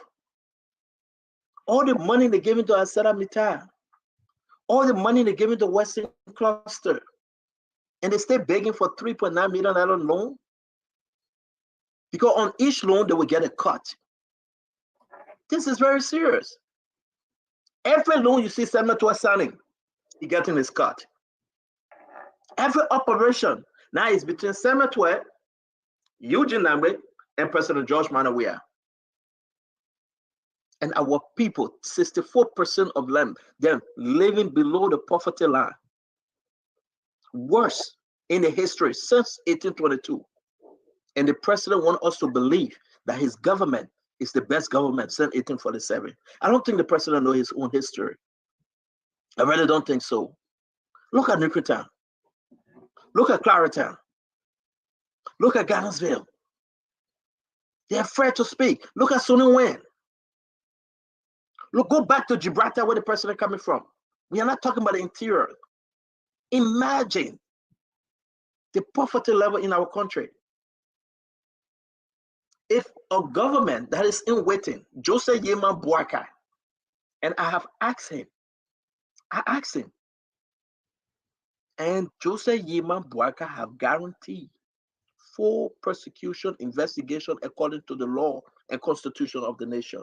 Today, Boakai met other lawmakers, and maybe more are going to speak on it. Today, he met them. Mr. Cummings have said it before, and if Mr. Cummings is blessed, Mr. Cummings should go after them. Right now, they need to, and Tewan, with all the broom, because I spoke to Tewan. Tewan was in America, I spoke to him. The first thing on his agenda is to go after the guys that are according to the rules of law, according to the Constitution, according to the governing body, the system, that our Constitution will be in full effect. Not the thing that Joe we are playing with. Joe we didn't take civil in school. Joe we don't know about the Constitution. He doesn't. When Joe was senator, people were doing his work. He cared less. He was just getting his money. The name person of where Senator Ware. So let's face it, folks. Let's just understand ourselves. If Eugene Nagbe can say they are still looking for the drugs dealers that brought the drugs in the country, our country finished. Our country is finished. Liberians, you need to understand and understand well. We need to help redeem our country. Our people are dying because Samuel Twe, Eugene Nagbe, President George Manneh, we are continuing to lie to the people. But I do believe, and I still have hope, that the government in waiting, they are waiting to do the right thing. And Samuel Twe will have nowhere to run. Eugene Nagbe will have nowhere to run. President George Manneh will have nowhere to, because the Liberian people will demand full investigation. That, people say audit. No. Not the side audit that was done. No. Samuel Twe will pay the people 25 million more exercise money. He will give account for it. And all roads lead to President George Manneh. All roads lead to President George Manneh. And whoever hands in the cookies jar, they will go after them. And thank you for the 30 seconds. Let me say this also. I want to bring this because I don't want us to pass it. This is a letter. I know I'm not going contrary. Everybody free to say what they want to say. This is a letter written on the 16th to the Liberia National Police. They are asking that Gloria Musun-Scott, I think this is Gloria Musun-Scott legal team, saying that they need to bring in the client because the Liberia National Police have called for Gloria Musun-Scott and some of her family members. They will be there tomorrow. I'm asking Madam Titi and the Spoon team, please send the camera guys in there tomorrow. They said 10 a.m. They will be there with Gloria Musun-Scott. Why they're calling for her, I don't know. I'm just passing the information right now before it slips all of our program. Gloria Musun-Scott is there to appear at the Liberia National Police, if I'm correct. And we'll read the entire letter. I just have to show this. Something is just not smelling right with this one. Something is happening. It's just not right that they're calling for her. We don't know why. We will read the letter to you, but just understand, I've asked the guys to share. It's on the social media already. They are behind Gloria Musun-Scott and her family to appear. Dr. Richardson, thank you very much for the 30 seconds extra. I rest and we'll be back. Thank you. Moali. Yep. So we go back to the people. And I like to take this on Joshua own turf. I will give you highlights. So today, apparently Philip Brown did not play by the choreographed questions that they gave him. He decided to go off script a little. And one of the questions, the premises he laid, he said, sports is dead under this government. And he went on to say that the Liberia National Olympic Committee has only $1,000 in the budget. And then Eugene say, oh no, $1,000 that for your administrative operation. That was the most shameful thing I heard. $1,000 for administrative operation for LNOC. Then you come to football. And the reason I like to say it is because this guy played football at the highest level. He's considered as one of the best African products when it comes to football. When he was at his prime, the world bowed to him. And even presidents who didn't play football, Samuel Doe, Charles Taylor, Ellen Johnson Sirleaf, they try spending more on football than him. So somebody told me today, he said, if the man can fail in his own area that he knows, where do you expect him to pass? Because I was posting all those things about the economy. This and that. The man called me and man said, Mo, what are you hitting your head for? You carrying the thing too far. The man playing football. Football that he played throughout his life. He failed there. What are you expecting him to pass? It's the most shameful thing. Then the drugs thing. And we will keep talking about the drugs thing until the people can understand it. They got no zeal. They got no political will or whatsoever to fight the drugs, the massive inflow of drugs in this country. Maybe that is because we keep hearing that they can even sell some of the things to Jamaica Lodge. Maybe that's why they don't fight it. For Eugene Nangbe to say that they're still looking for the people who brought the $100 million drugs. The first group of people they prosecuted, I went there, that was smoke screen. They just went and collected the wrong people and put them on the stand. Lami is a lawyer, yeah, you know. When you put the wrong people on the stand, you got no evidence against them. They left the real people off. I be judging them passing around, they said they were there. One other company, the company who brought the drugs, they say the people that whistle blow up. What kind of whistle they were blowing? You put $100 million worth of drugs. You say that frozen chicken you imported. 30 seconds, bro. Yeah, they imported frozen chicken. The frozen chicken, they changed it on the high sea to $100 million worth of cocaine. They brought it. So somebody else, then Eugene said, oh, you know, the drug is an international problem, blah, blah, blah. So the guy said, yeah, okay, how about the $100 million? But even Kush is not produced locally, they bring in it. The man say when they take the Kush, if you're standing, you talking, you got to stand for up to 30 minutes before you make a move. If you are sitting, you got to sit for that length of time. Yep. Yeah. Look, Dr. Richardson, when you drive in the street and park your car, you're afraid to get down. Because they all coming around, oh, our brother, yeah, oh, our, yeah, children, yeah. We see old men telling you, yeah, children, yeah, son, yeah. They're doing it just to go take drugs. For a government that doesn't care, but yet they're lifting 27 million people out of poverty. 30 seconds. Nobody, yeah, they lifting 27 million people out of poverty. This is just so wrong. Samuel Twe cannot have that level of bravery to sit on the radio, on national radio, and just lie his way through everything. This is wrong. Thank you. Thank you, Mo. We're going to go to Mr. Fagon. Well, I don't even know where to start from when Samuel Twe says that the exchange rate going up is as a result of bad businessmen and women. When we took over in 2018, the exchange rate was 131. We actually thought that was too high. We literally started chasing the money changers.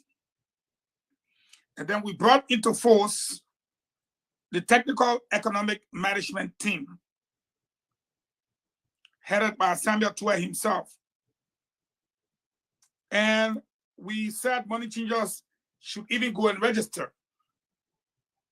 Today in 2023, the rate is almost 200 to 1. And you are blaming bad business people, forgetting to know that our 10th grade economics tells us that when plenty of money is chasing few goods, you have inflation.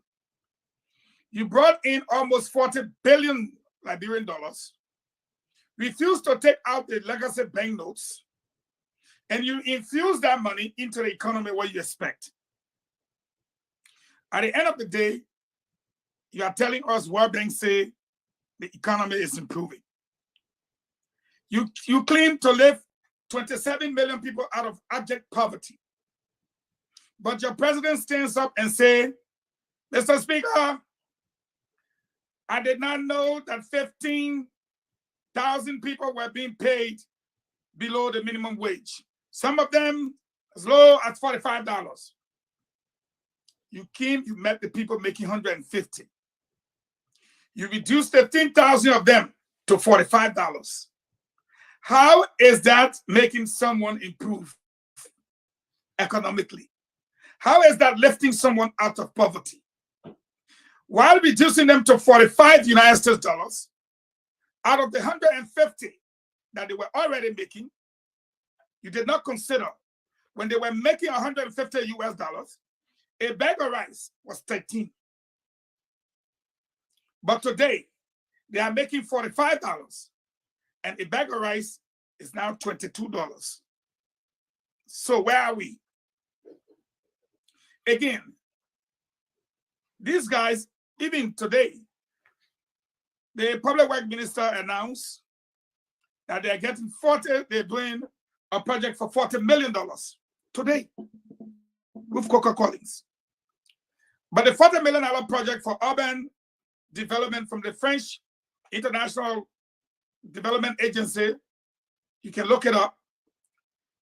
They say they're getting $20 million in credit and $10 million in grant. That's 30. What other 10? That's scam. The government will provide it. So our government is going all around now borrowing because they're leaving office. If you go to Gambia, Senegal, Ghana, and Dubai, that is where all our monies are going. Eugene, how you know? I know. I was there. I know. The luxurious homes in the Gambia, in Ghana, in Senegal, and Dubai. You want cash that bring money, just run to those areas. There are few of them that have gone to South Africa, just very few. The rest are in those areas. Why will you take $20 million as credit to do what with it now in this late hour? So, but I will say this though. In 2018, when we made the exchange rate at 131, you could see around, things were around. But today, it's not like that. Look at the drugs. It was only one catch. After 5 years, Dr. Francis, we need to understand, it was one catch that netted $140 million worth of drugs. The first catch was $100 million. The second one, 6 weeks later, was $40 million. So for the past 5 years, what do you think been happening? They've been bringing in the drugs. And if we don't do something about the drugs, we are destroying the future of our country. Because this generation that is being destroyed, taking drugs, should be the one that should be replacing our generation when we leave. Correct. But look at them now, they're on kush. 30 seconds. So, for my 30 seconds, I will say to Samuel Twe, when I'm ready to catalog your lies, you will run for cover. There is no way you can pave 394 kilometers of roads or construct, as you put it, construct. When you and I know we're in the government and we're tracking 656 kilometers of roads to be constructed in his first term. But you gave 394 to Nima Elum. Those kind of petty lies 12 need to desist. And I will just need 2 more in my 30 seconds. You remember the carbon, blue carbon? Yes. He lied about the 50 billion for Liberia. You remember when he said they were going to build a new CIA headquarters in Liberia, and General Langley has spoken at Congress? He lied. 12 will keep lying. And the person that will be held responsible will be George Weah. And we look forward to multiple trials in 2024. I respectfully submit. Thank you. Mr. Jeru? Thank you very much. Mo Ali touched on something, and I wanted to go back to it, which is the destruction of soccer in our country. And if you look at it, all of us have expertise. I think Dr. Francine, if I'm not mistaken, she should be a psychologist, maybe, or sociologist. Councilor Lamy here is a lawyer. Hussein there, he's in law enforcement, and more here, I don't know his specific, but I think he's in politics. So everybody has a special area that you focus on. Now, George Weah's area of focus is soccer. He played soccer and became really worthy of recognizing the word. But now he's president, and he cannot revive the soccer program in the country. He cannot make soccer to be second to none in the country. He cannot pull the resources for people involved in soccer for them to succeed. I see it in two ways.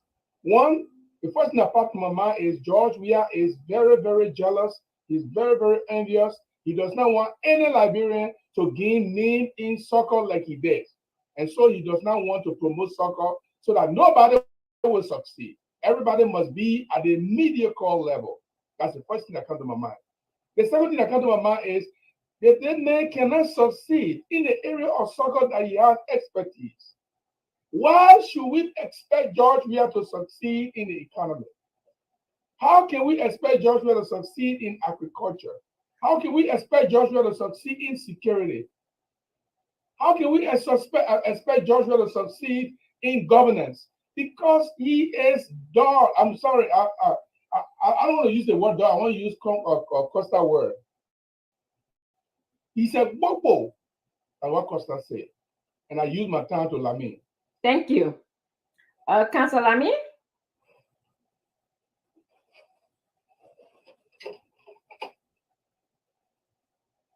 Yeah, please unmute so we can hear Councilor Lamy.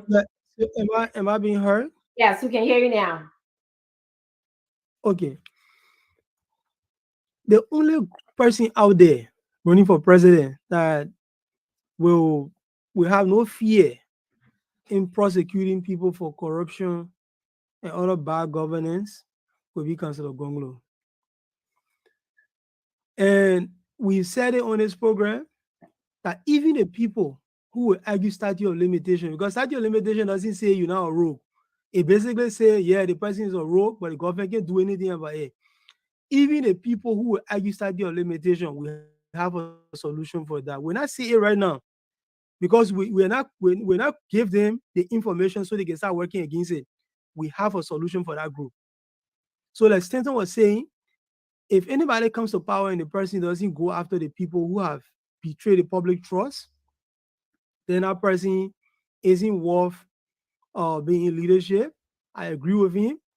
And the Liberian people should hold us to what we're saying. What I'm saying tonight, they should hold us to it, because I will definitely hold Councilor Gonglo to it. We have to make stealing public resources, misusing public resources, we have to make those things unattractive. When you go in government, you shouldn't be going there because you won't make money.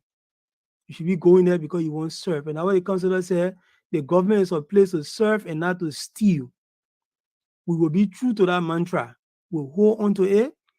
And so help us God. Anybody, whether it's somebody who stole money in the country 1847, will come in for you. Will come in for you. So be ready for it. There will be no sacred cows. There will be nobody that will say that we're on a rogue here, so we'll protect that rogue. No, we ain't got no rogue. all the rogues are the same rogues without protecting any rogue. Like people will say that and say, okay, the other person here, at least it's not the person first time doing it, will deal with every single person. Thank you. On the issue of the drugs, 30 seconds so quickly. On the issue of the drugs, that case, from all that I have seen, I have the case file. From all that I've seen, that case was a case that should have been won. But again, when you go to court and you don't make a case in a strong way, you will lose. Especially if you collect the evidence in a premature way, and what it appears like they did. From all that I've seen so far in that case file, those people actually keen to get involved in drug trafficking. They knew what they were buying, they knew what they were paying for. But if you prematurely go and grab the person before the person can actually have the fruit of the crime in their hand, then you're looking for ways that the people can find wiggle rooms and get all that. And what exactly happened over there? Those I beg people you are not that coming here. let me ask Councilor Bagwell one question on this issue, since he is the lawyer and most lawyer. Councilor, my thinking is, why would they rush to collect the evidence? Like you say, you understand that the police should have some lawyers advising them and the Ministry of Justice. If they actually meant to have done it right in order to bust these guys and convict them, why do you think they will rush to, let me say, contaminate the crime scene or to just basically destroy the evidence? There may be many different reasons why people can investigate wrongly.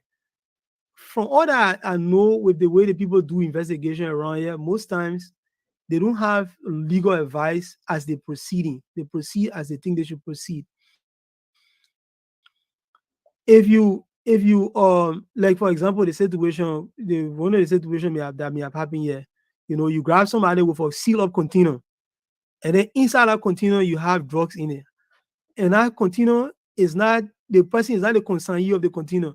How do you determine whether the person even knew the content of the container? Drug trafficking is a specific intent crime, so you have to show that the person actually was in the process of drug trafficking. There is a seal container. The person said, I want to buy a container, I was doing favor for a friend. I don't know anything about the content of it. How do you now prove that they knew what was inside it by just grabbing them with a container? When a container purportedly is a container that has food in it. So that one of the mistakes that they made. But again, sometimes I don't want to ring on anybody's parade. Sometimes it can just be basically because the people do not know what they are doing.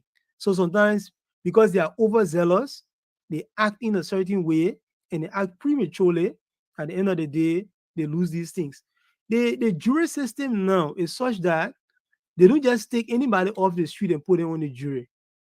So the people who sit on juries in this country presently are people who will ask critical questions. They will want to be convinced. So and the law says beyond reasonable doubt. So if there are a whole lot of doubts, there's no way you can convict somebody if you have a fair trial when there are a whole lot of doubts. But from what I've seen in that case file, those people that were put on trial, even though they were not a mean guy, there was a mean guy who escaped according to the case file. Even though they were not a mean guy, they knew exactly what they came here for. From all the evidence I've seen so far in there, they knew exactly what they came here for. But the government just couldn't prove that they had an intent to drug traffic. That's just all. The charges they brought them up against, they could not prove it. So they had to let them go. And another thing there is that why they didn't indict anybody from the company that was the consignee of the drugs, of the container. What happened about that particular group? So those are some of the questions that are unanswered. And obviously, if you have a defense counsel, the defense counsel will poke hole into your case. I remember the very first case I had was against the LACC. And the LACC lost that case simply because they did not, in fact, number one, apart from not doing their work, that was a case that had zero evidence on the person who they were accusing. Because the chairman of the LACC at the time said the man was frisky, So he decided to waste government money to prosecute somebody because he said the person frisky. That's the reason why you prosecute somebody because he said the person frisky. That makes any sense? Mm-mm. So let me move on to To that question, I wanted to contribute to that question, therefore. Okay, go ahead. Go ahead. Contribute. More, that's a very silly question you asked. Can I question? If we have time, some of these days, we'll bring some of the government prosecutors to here to explain to us how did they arrive at a very major case without conviction. Now, this is what I think sometimes happens. You see, when the prosecutors in America here, so now when they leveling charges, they level big ones, smaller ones, so that you cannot escape anything. So if they charge them with drug trafficking, and that charge does not, the evidence that they have does not support drug trafficking, definitely they are going to be they charge them with maybe accessory to drug trafficking, or maybe some kind of crime that fit within the realm. So if you don't know how to charge people, if you charge them wrongly, you can't support your charges, they're definitely going to go. But this particular case, I think they rushed to judgment because there was a lot of pressure on them to charge these people, and they were not able to convince the public to be patient so they can do a thorough investigation. And that is what sometimes leads to the kind of trump up charges, and you finally go there and don't win any case, and you lose the case. Can I say something to Gibson? I know please let me take 10 seconds of your time. Gibson, I think when you're trying to save this government, but I think it's all BS. Okay, and councillor will be councillor. We understand that the councillor will be councillor, but I do believe that it's all BS, because no way on heaven these guys will ride and die and tell you, say, oh, we made a mistake, we didn't prove our case. The argument is that, one, Musa Dean, he was absent. Go up, come down, they say this thing over and over. He was absent. They don't say it. Yeah, on Saturday. You guys then play the Liberian people. They played the Liberian people. They knew exactly where they were going. They sat down and they planned the whole thing as to the way in which they were exonerate those guys then. And immediately thereafter, they got in checkup. And now they're asking for their money back. So let's stop trying to put Band-Aid on this thing. And I'm saying it.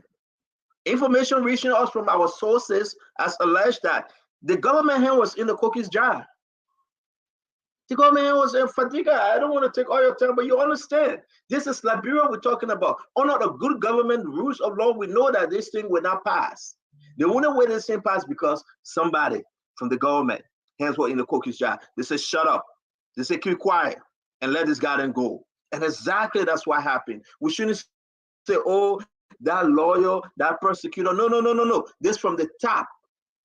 They knew exactly what they were doing, and they followed the leaders other, and that's exactly why they got it ran, and they were free. What about the company, Fadiga? The company staying like, bro, though. But talk to us, man. It's just discouraging that every day we come back with the same stupid story and story. I would touch a little bit on this before I go on my second thought. Look, the whole investigation started with the police, and we all know how that went with the evidence recovery and all those different things. Well, Gibson, just to correct you, I'm not in the law enforcement. It's my brother, my twin brother Hassan. But I talk with a lot of those police officers. Even when you watch it, the police arrested those guys. It is the police duty to gather the evidence. Somewhere along there's something happening, but given the magnitude of this case, it is just practically impossible. Look, that certain case, you just got to put your whole life on it. For the case that came, especially coming from the Americans and other partners, and it was already a very high-profile case. It's just that you're looking at this guy that kept running from jail. How they call this guy, this Mexican drug lord. You grab a man like that, of that magnitude, and put him in a small little cell at Central there that he can escape from, and then he say, oh, no, we tried, but he did something. No, they did not do enough. It was deliberate. From what I'm looking at, it was deliberate because they wanted certain people to go free, and I'll be surprised if high-profile officials are not involved with this whole drug something. It's just practically impossible. They were very relaxed on this. But let me get to the main issue here that I want to discuss. Look, Liberia is in serious trouble. When I listened to Senator Dillon on the weekend, and I just want to divert a little, Dillon on the weekend, everything that we are fighting for, I know we do not have time, so I just want to go straight to my point. Everything that we are fighting for in this country, everything we are fighting to achieve in October, if we are not mindful, we will wake up on October 11 and see these guys in power, because based on what we are noticing and what we are observing, the same people that got in a mess want it to continue. There is a bigger plan to this thing. I know we all on the same page. We may attack one another here and there, but at the end of the day, there is this consensus within the opposition community that George, even in people in the opposition, nobody want this guy in the, nobody want this government anymore. In fact, people don't even trust them to make deal with them. This is how bad it is. Nobody trusts them to even want to make deal with them anymore. So they have lost that bargaining power. I mean, you would be insane to cut deal with this government only to get there again and kick you out to the curb. There's no guarantee. These are not people that honor their words. These are not people that say your word is your bond. They do not respect the word. They do not respect any institution. So you would be insane to cut deal with it. But one thing is clear, that the people that put George Weah in power want to keep him there, whether it's part of a bigger plan for what we know, that one that the other people will come there 2029, whoever that is. But we have to be tough. This is where in the next couple of days, or once the candidate, they have filed all the different paperwork with NEC to determine who's going to be on the ballot. This is where we need to consolidate our effort. And the reason I'm stressing this is because I know we do not have a lot of time, and I know time is very important on this show, and we have a very far-reaching platform that we need to put start consolidating. El Chapo, that's the name. El Chapo, that's El Chapo I was trying to do. And like you have a man like El Chapo in Liberia, and you take him to Central Prison, where you can bribe every police down there, even the president, and you say, oh no. So they didn't do a good job there. Thank you for that. That's El Chapo Guzman.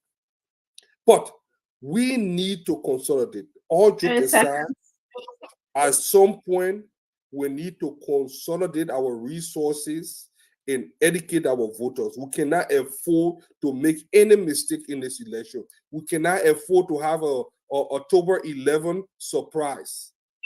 We need to ensure and make sure that it's definite that this government leaves power and they are prosecuted. Thank you. And I will submit for that. Thank you. I wanted to just say that something that caught my attention was when Eugene Nangbe said that the Maritime Organization made about $30 million for Liberia this past year. I sat down and wonder how much $30 million can improve our healthcare, probably contribute to preventing pregnant women from being hostage as JFK when they gave birth. I thought about, we just did a series on the school that was just closed because of lack of teachers. I thought about how $30 million could be used to train teachers, to build adequate schools in Liberia. When I heard that $30 million, I thought about the drug issues, how it could be, the $30 million could be used to create awareness in our country about drugs. It could also be used to train mental health professionals. I don't even know, how many people we have trained in the country to address the substance abuse issues. Are we thinking about that? I also thought about opening rehabilitation center. We just had the conversation about Zoga Wilson opening a center for at-risk kids and saying that he only has $28,000 he collected, and the partners that give the money, which we cannot locate, we cannot find it. But if Liberia is, adding $30 million to the refugees from maritime ships carrying our flags, that is a good sum of money.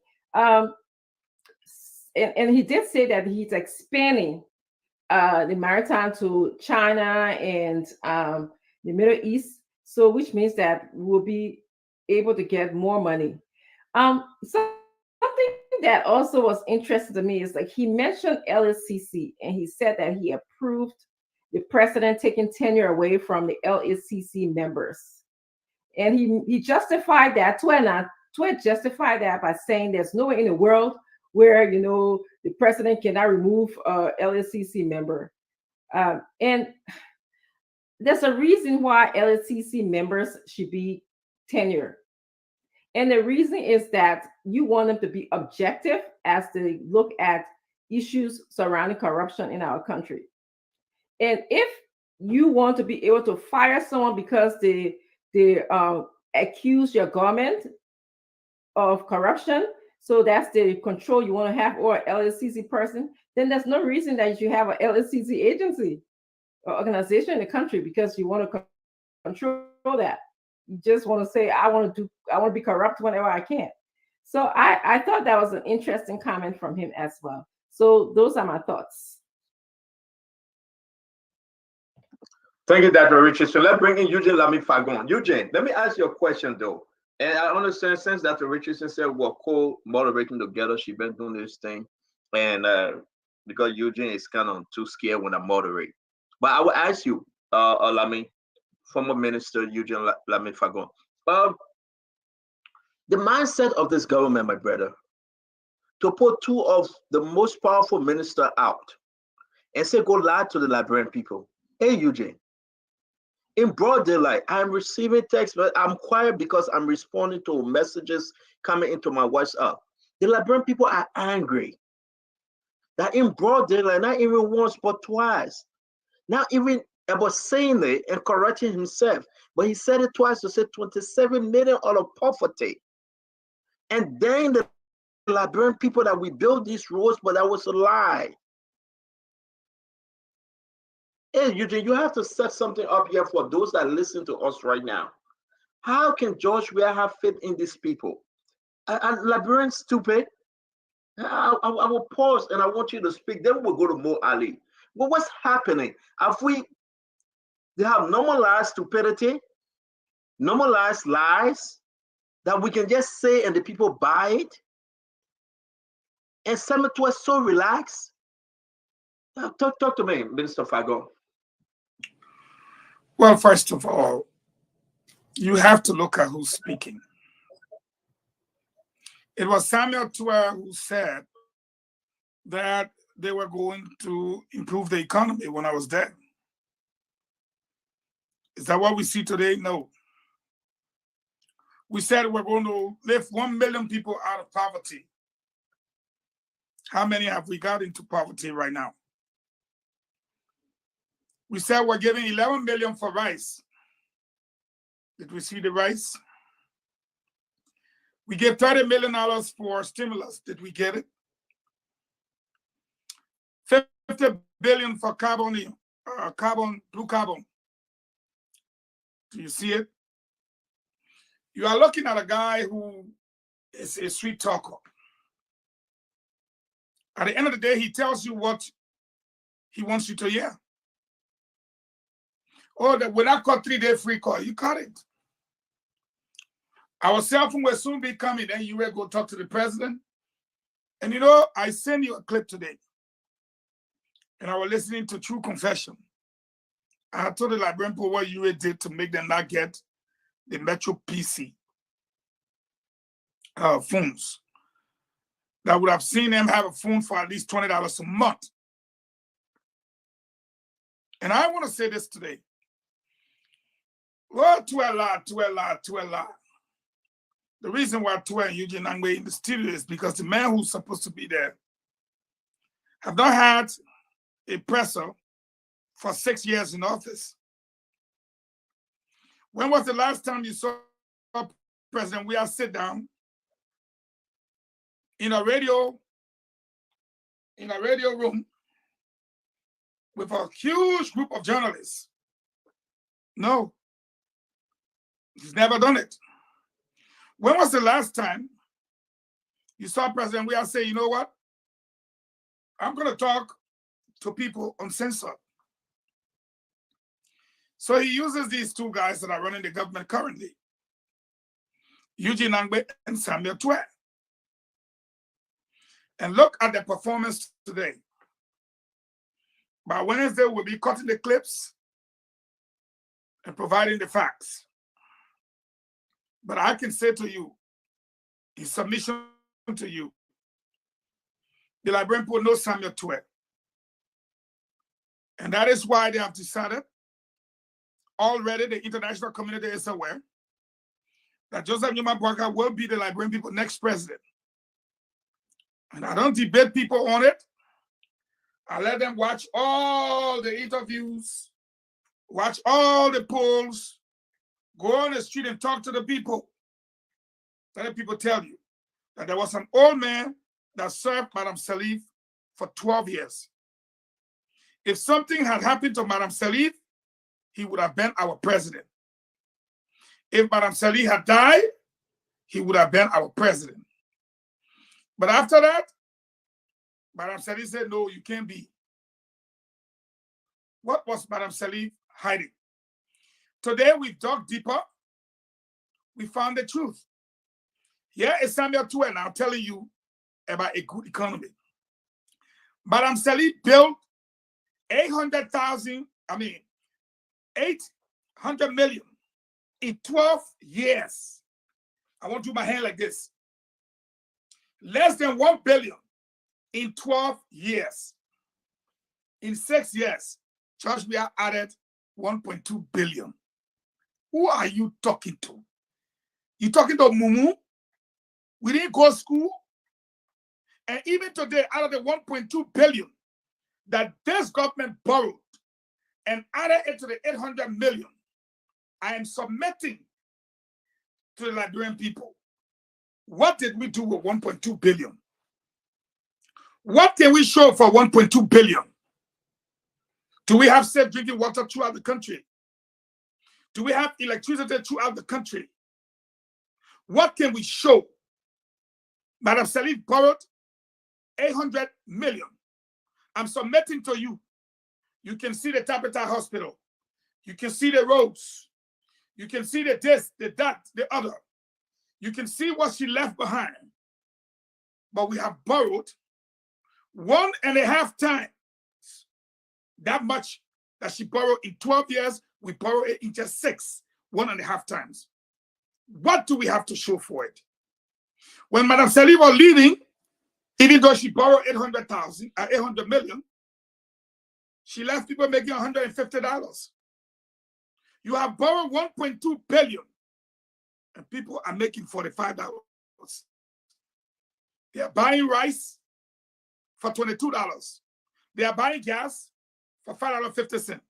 The Ralphie Highway is a death trap. Almost all of the roads are not completed. So the real lie that have been told to the Liberian people is that they voted for change. I'm submitting to you. I will not continue all the snippets of the lies. I was one of those who convinced the Liberian people to vote for change, for which now I'm truly sorry. Because we came, we said we're going to give the Liberian people change. Was Bazonga Finlay change? He was Ellen Boy. He took over foreign affairs and the foreign affairs of our country. Was Vining Sirleaf change? We maintained him there. He was Ellen Internal Affairs Minister. We did not change him. He's been there for the last 6 years also. Was Eugene Angbe change? He was Information Minister when we got there. He stayed there as Information Minister. Was Samuel Wulu change? No. In fact, he was promoted to minister. Was our national security change? No. They remain there. I could go on and on in the power sharing agreement. The greatest lie we told the Liberian people was to tell them to vote for change. And when we came, everything remained the same. In fact, even worse. An example, in early 12 years, we saw the death of Michael Allison and Harry Greaves on the beach. In George, we had 6 years. 8 auditors got killed. We're not talking about 3 Mason boys and the other people. During Ellington, we saw a little bit of drugs here and there. During George, we had time. They were bringing it in by the hundreds of millions of dollars. During Ellington, we heard about the Japanese Grant Fund. We heard about NOCAL. We heard about the health ministry, 13 million. During George, we had time. We heard about 30 million stimulus. The greatest lie I'm submitting to you is that the Liberian people voted for change. No, it was a lie. They voted to keep the same and make it worse. And I submit. Thank you very much. I'm sorry, Dr. Richardson, you're muted. I was just saying to the who next? Mo Ali, Yeah, I'm right? trying to bring more Ali in, but I want to set something up, Dr. Richardson. The issue here is that Fago, we will say this thing over and over. But how can Samuel Twe and Eugene Nangwe get such a dry face, Mo Ali, that they will walk into a studio, address the nation like Fagon said, John Minor Weah will never do that. The president will be quiet to the end of a term. Now, our sister Salamatu will say he have called Chemle since day one from the Liberian people. And because he have called Chemle, the man, he's stuck with it, that I will not talk to them. Kove, I will not speak. Everything else, I will not speak. And he sent Samuel Twe, the number 1 liar in the country, that have enriched himself, failed the compact. The people say, we're not giving you our money because your name is down that you have stolen the Liberian people money and their riches. But talk to me more, Ali, from that angle, talk to me. The mindset of them going into a studio to address the nation, knowing very well the Liberian people will not believe them. They have dug themselves an extra hole, again, with the nonsense they spray out there today. Thank you. Firstly, for a president to engage the press or speak to the nation, that president must have had something to say. He must have had some kind of report to make to the people. You know, some kind of achievements. Other than the State of the Nation address, President Weah again, nothing else to tell us. The man does not go to work. It probably was better that the executive mansion remain burned because they renovated. He has not gone there one day to work. The executive mansion has moved to what the place named Jamaica Lodge Resort. The reason why they will use Eugene Nangwe and Twe is because these are the 2 guys who are controlling things. And they believe that if George Weah does not run and he doesn't win, they could be in some kind of big trouble. These are the guys forcing Mr. Weah to actually contest. Eliwe Weah won, he cared about the whole presidency thing. The man wanted some money to basically go and enjoy himself. You know, I've been following Martin Colley. We have made some good money in Europe, to be honest with you. For 4 years at AC Milan, during those days, the men were making around 7.9 million euro annually. If you're taking the time value of money to today, that's not small money there. At PSG, the men were making money. The little time he spent at Man City, he made money there. All that money finished. So you were just looking for some money to come here. Where then we have the face to come lie for simple reason. They want to continue what they are doing. It is as simple as that. And you know, it is not difficult to see through them. If Liberians have not taken notice of something, notice it today. We all know Moriba Molu. Let me say it today. Maybe he will start talking. To be a very articulate person. He's vocal. When was the last time you heard Moriba Molu on radio, on a talk show or something, talking about the government, propagating the government or defending we are? I challenge anybody to name me one talk show for the last 3 or 4 years that Moriba Molu has appeared on, other than going to the Sakamo tree and singing and making statements there. Like you will see other political parties cheers, going on radio stations, other officials. When was the last time you saw Koji sitting on a talk show interacting with journalists? He doesn't have the capacity. Moriba Molu has the capacity. But has anybody asked the question why Moriba Molu has not done it? It is because Moriba Molu believes that they have not done anything. He truly believes that. Even Twe is convinced that nothing has happened. My man, for anybody to sit on the radio, even if you are making mistake to say that we've lifted 2.7 million, forget about the 27 million, 2.7 million Liberians out of poverty. If that person is remorseful, they will resign right after that studio. But here's my disappointment, and I'm going to. Clarence Jackson did well today. But for the journalists who were asking him questions, to have pursued that issue, till he comes to the right one. And then even if you say, like that Rachel here, small thing he said, she said, what the evidence? Even if you said 27,000, they should have asked him what the evidence. If you said 2.7 million. But the man is quoting a non-existent World Bank report. When you put Ivory Coast, Guinea, Liberia, Sierra Leone, that population together, that is 27 million, George, I mean, we were talking about today. So, yeah, the full country gives in that true. We fill in everything.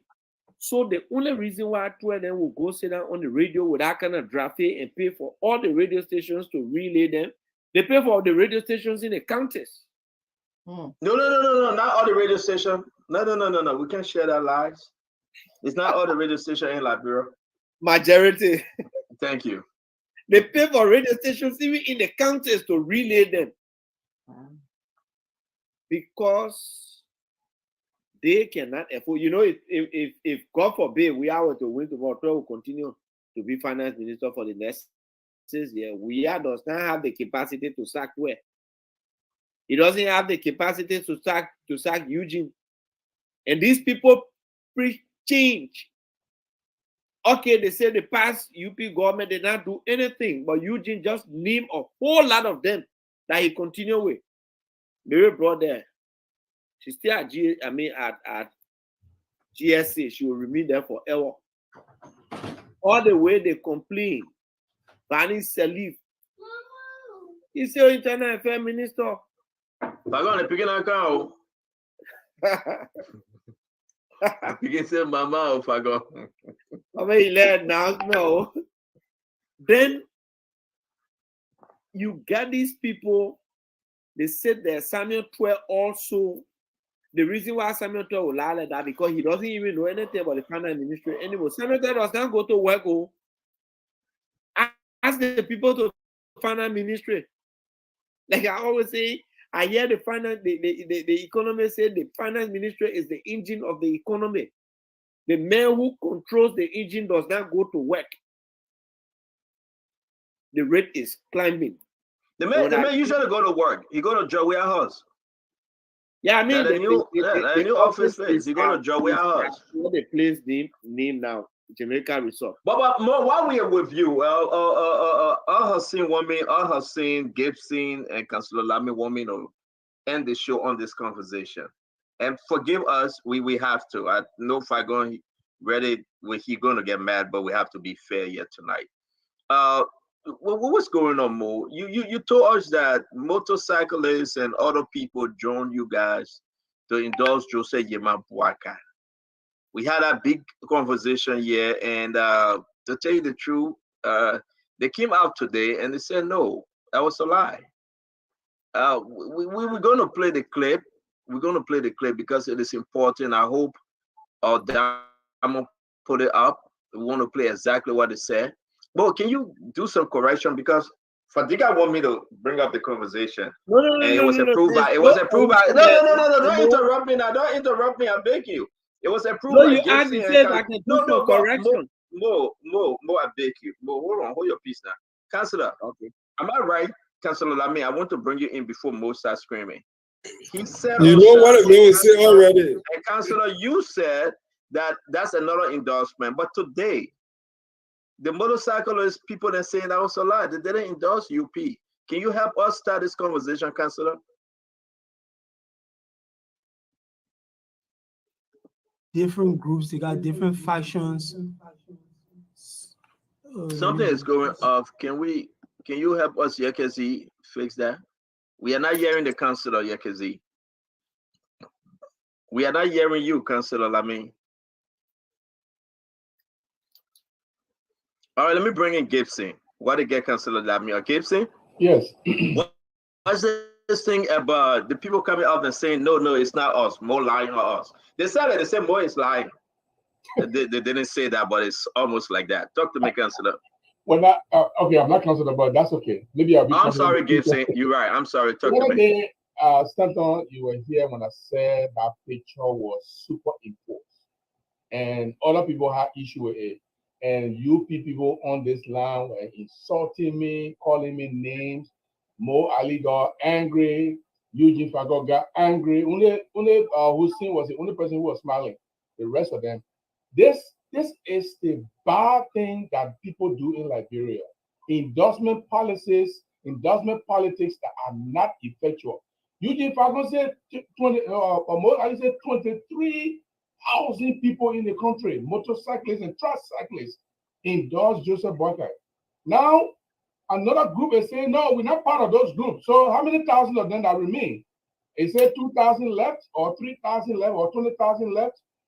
The people, there are other group of people endorsing other candidates. You can't come here and say all of the motorcyclists and tricyclists, 23,000 people endorse Joseph Boakai. And thank God that they came and made a clarification, because there are other motorcyclists who also endorse Councillor Gonglo, but we didn't make it an issue. We didn't come here to say thousands of motorcyclists endorse Councillor Gonglo. Why would they even endorse Joseph? I think, thank you, Gibson. I think we get Councillor ready now. Councillor, you want to come in, please? We're still not hearing you, Councillor. Yekezi, can you go ahead? Thank you. Yes, you're good. So, as I was saying initially, when you people were not hearing me, all the different groups are different factions. Like what Gibson just said, they're all different factions. They all have their own, they have their own people. When one group of them come out and say we're supporting this person, it's best to just say a group of motorcycle people said they're supporting us. But to make it appear like all the different motorcycle people across the country supporting one group, especially for that group, it will be a difficult thing. Even the Liberty Party, for example, you have two factions of the Liberty Party. One faction is supporting Mr. Cummings, the other faction is supporting the UP. So you have to understand it from that standpoint.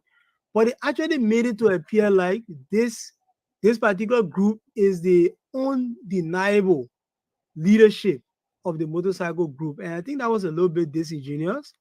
And probably Mo has a reason why he tried to hype it like that. I mean, in a way, you got to understand, the man is running a campaign. He has to hype up his campaign. He has to make sure that the public thinks that everybody in the country is supporting them, and that's what they're doing. So it's understandable why they did that, but we have to always be very careful. There are different factions of different groups. So the other faction has come on now to say they have nothing to do with that. The Nima Kwado people got up, the leader of the Nima Kwado got up and said he was endorsing Mr. Weah. And right after he did it, all the people expelled him. They said, man, doesn't speak for us. So you have to be very careful. You have to be very, very careful. I'm confused, Councillor. Councillor, let me ask you a question. Then why would Mo Ali? He's on the show. I'm not talking behind him. Eugene Lamy Fagon. Those guys in that fight for Unity Party and Joseph Yimabwaka. Why they ran with that story? Look at Fadiga. They're doing their job. They're doing their jobs. Their job is propaganda. They're doing it. So you got to give it to them. These two guys are propagandists. You know, they're doing it. So you have to give it to them. They have to always make it appear like everybody's supporting them. You said the whole Liberia supporting the party. The man said, put a picture up, put a picture up. We want an endorsement of the people. Dr. Richardson, seriously. And on a very serious note, today the people came out and said, no, my people, that are all also. You know, there's a difference between. I beg you, I want Dr. Richardson to speak, Gibson. I beg you 1 minute. 10 seconds. 10 seconds. Gibson 1 minute. Hey, Gibson, why you can do this? 10 seconds. There's a difference between a political propagandist and a journalist and media executive like me and myself who are doing these things. We are careful. They got bad media executive. Let me play that thing real quick. That Dr. Richardson. But he's right. He's right. He's right. Sub-Saharan Africa. According to that report. Yeah, Diamond, the thing not there. You gotta give this thing name. We gotta play it. But Dr. Richardson, go ahead, please. Yeah, I saw that clip where the what they call it, the National Federation of Motorbikers and other keke or whatever. And I was surprised because the last time we were here, we had some of our colleagues discussing that all of the motorists were supporting the Unity Party. And today we see that the president of the National Motorbikes Association was saying that they're distancing themselves from the guy who made the announcement. They even said that he has some dirty past, like very dodgy past, so they were distancing themselves from him and distancing themselves from endorsing the Unity Party. So I think I'm also again siding with Councillor Lamy and Mr. Jerry that we need to be very careful on the show and report as it is. Mo Adi texted me saying I shouldn't tell Mo Adi, I'm sorry, I got your text late, Mo Adi. I'm so sorry. Dr. Richardson, the message, why you bringing that thing up? I'm sorry, Mo. Eugene texting you too? Elena, Eugene texting is man. But I get more chance. Dr. Richardson finish up, please. But they made us feel like everybody was on the train. They even have place for the motorcyclists, the driver, everybody was on the train. And today we found out that Liberians should pay attention. Not everybody is on that train. So there's some people. So, you're right. Not everybody. But why you still texting me about the woman speaking? You're right, Dr. Richardson. Not everybody though. This thing is high. So more, let us come to you. John A.F. Kenyon, President General of the Federation of Motorcyclists and Tricyclists Union of Liberia. We're gonna call him. I send you his number. I send you his number. I want you to call him. Now You call him. You call him. No. I don't want to call him. You call him. Let him talk on the show. Put it in the general chat room, and the studio will call him.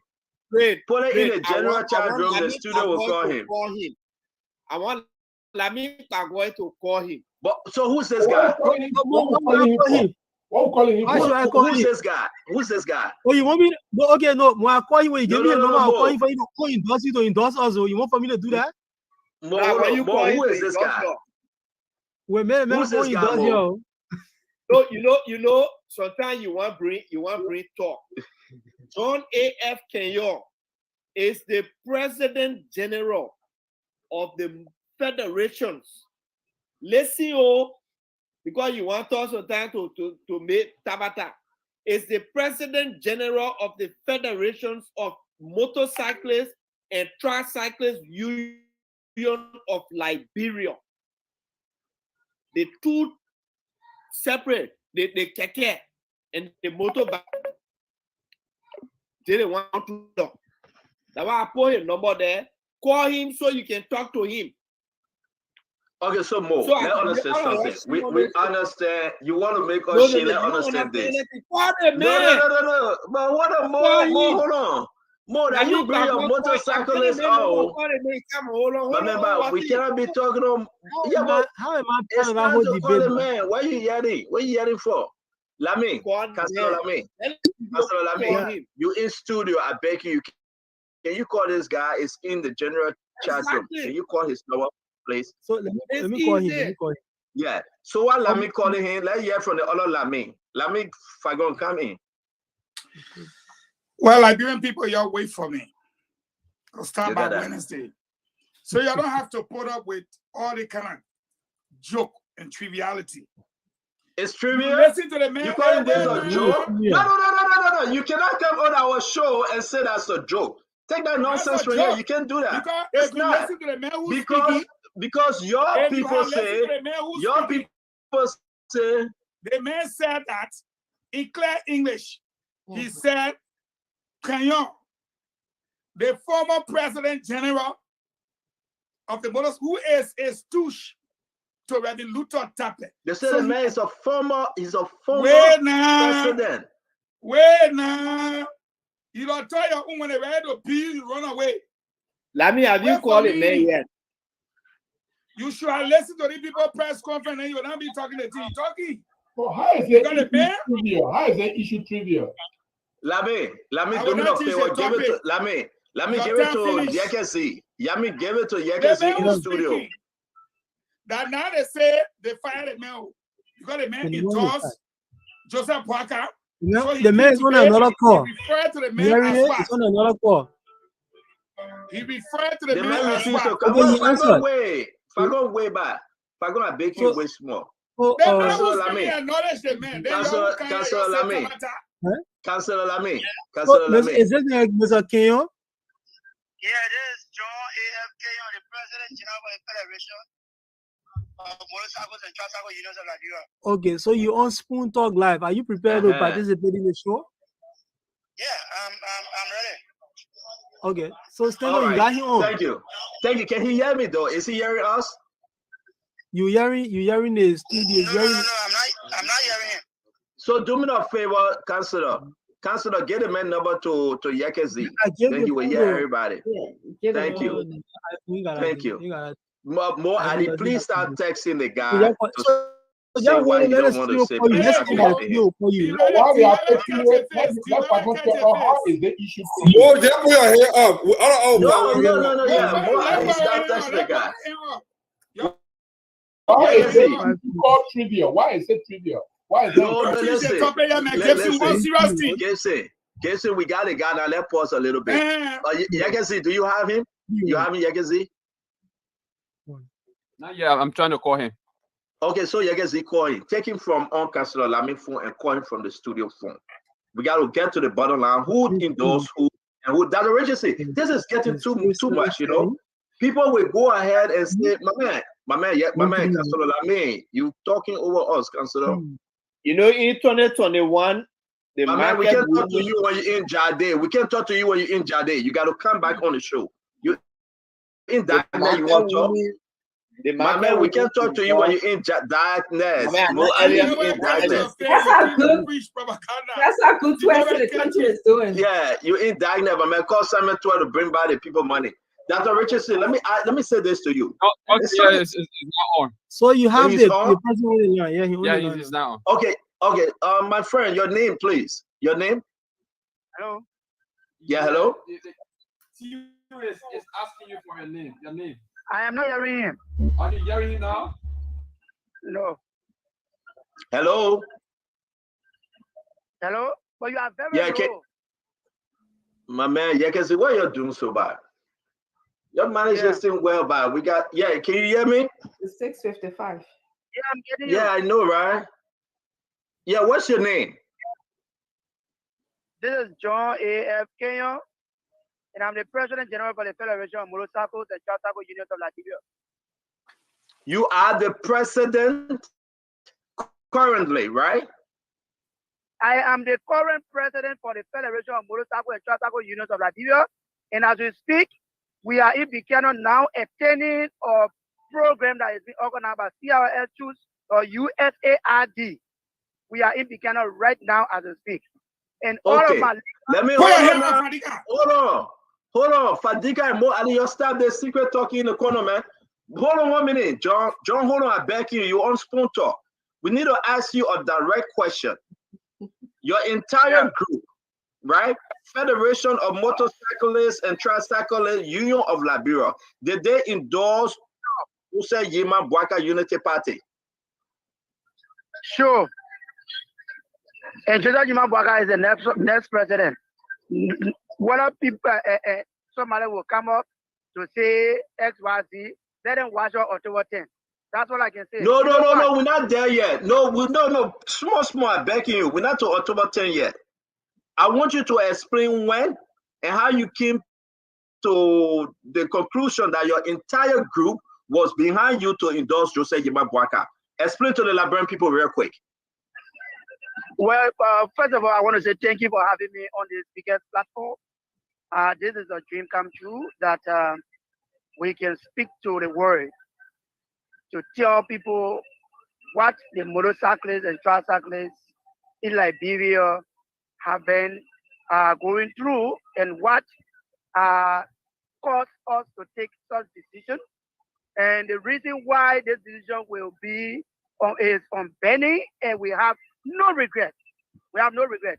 The Federation of Motorcycle and Tricycle Unions of Liberia was established 2018. We went to election 2018, December 15, that which I emerged as President General. And 2019, February 16, I was inaugurated. And during our program, we had, in fact, our election was being supervised by National Election Commission of Liberia. We wrote them in the Senate delegate. We wrote the LMP, the Senate delegate. We wrote the President of Liberia, the Senate delegate. We wrote the government of Liberia. In fact, we had government officials. We had people from transport, all right? We had UN represented.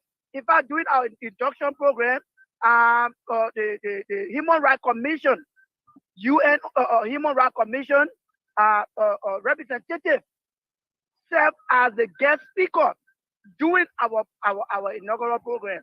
And it was grand, everyone attended. And 2020, because 2019 February 16, I took over. 2020 was the May 10 election. Are you there, CEO?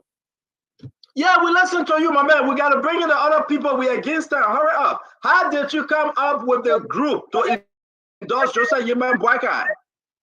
Yeah, 2020, we were now asked by the time where we were going to a May 10 election. And I was asked that we should pledge support to CDC candidate. And that which I said no. In fact, we were invited to Thomas Fala University. I want Thomas Fala to deny, or I want Sir Joseph to deny.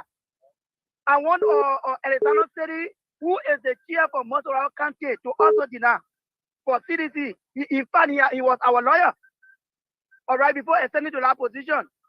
All those guys were there, and I said they asked me to present a budget, any amount. And I said I will not present budget because it was not the acquiescence.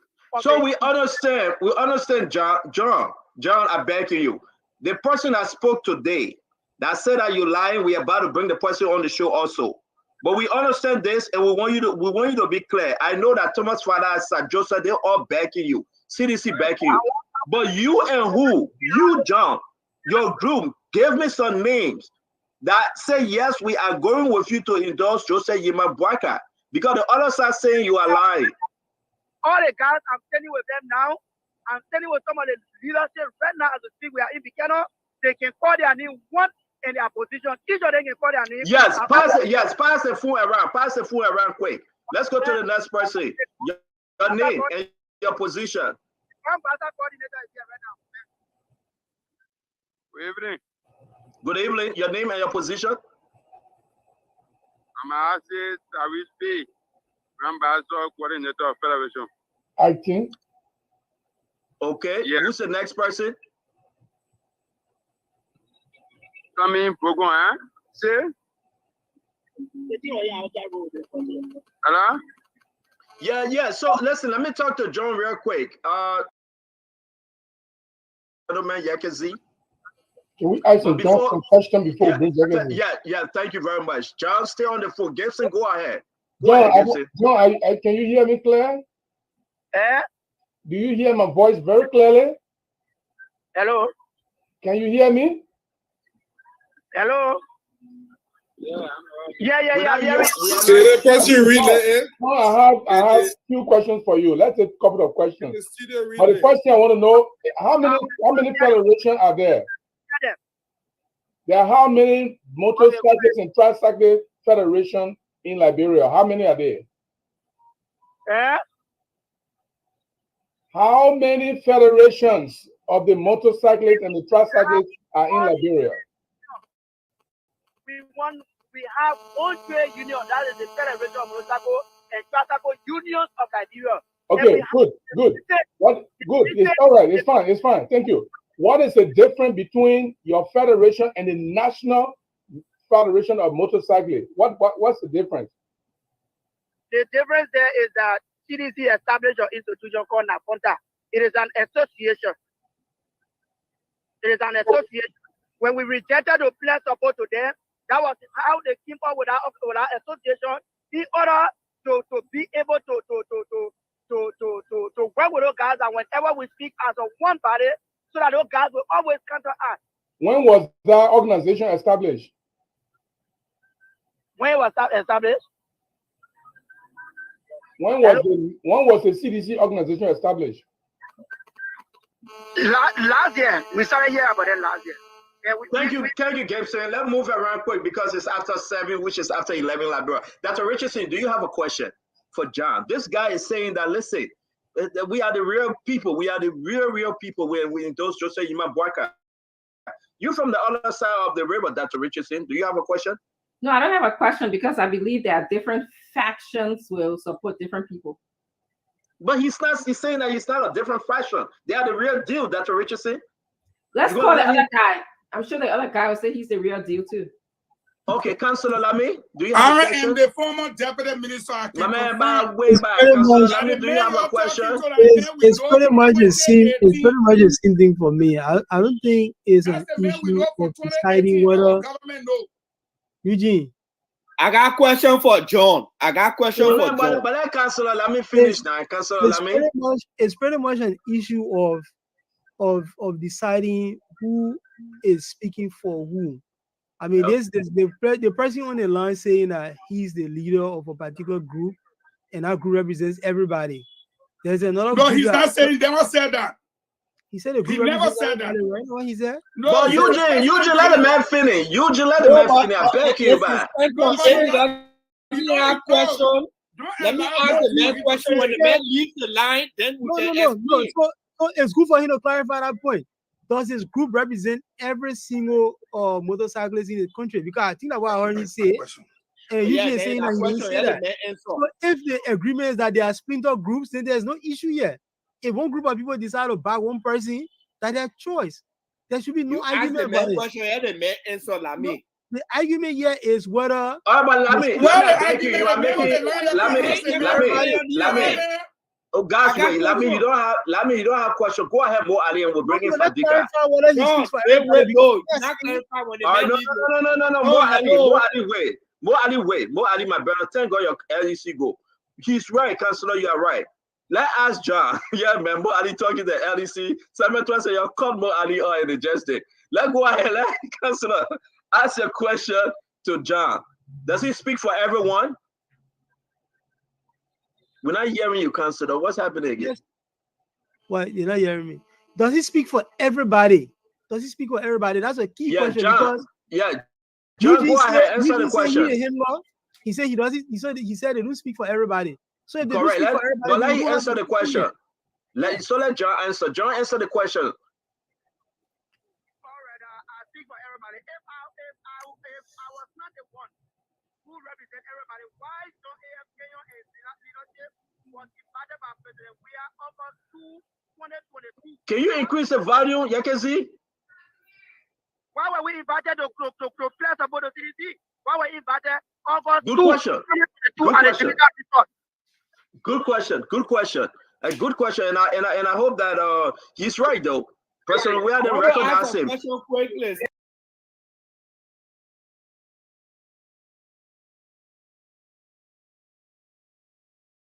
Stanton. Yeah, Mo, go ahead. Mo, go ahead. No.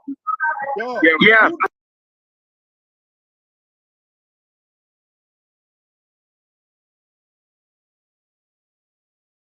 In 2017, in fact, John AFK has been on CDC for 12 years. I challenge anybody in CDC to say it's false. I challenge anybody.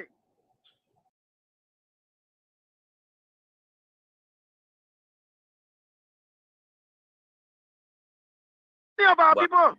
In fact, the people, in fact, we ask my judge the same decision we came up with now.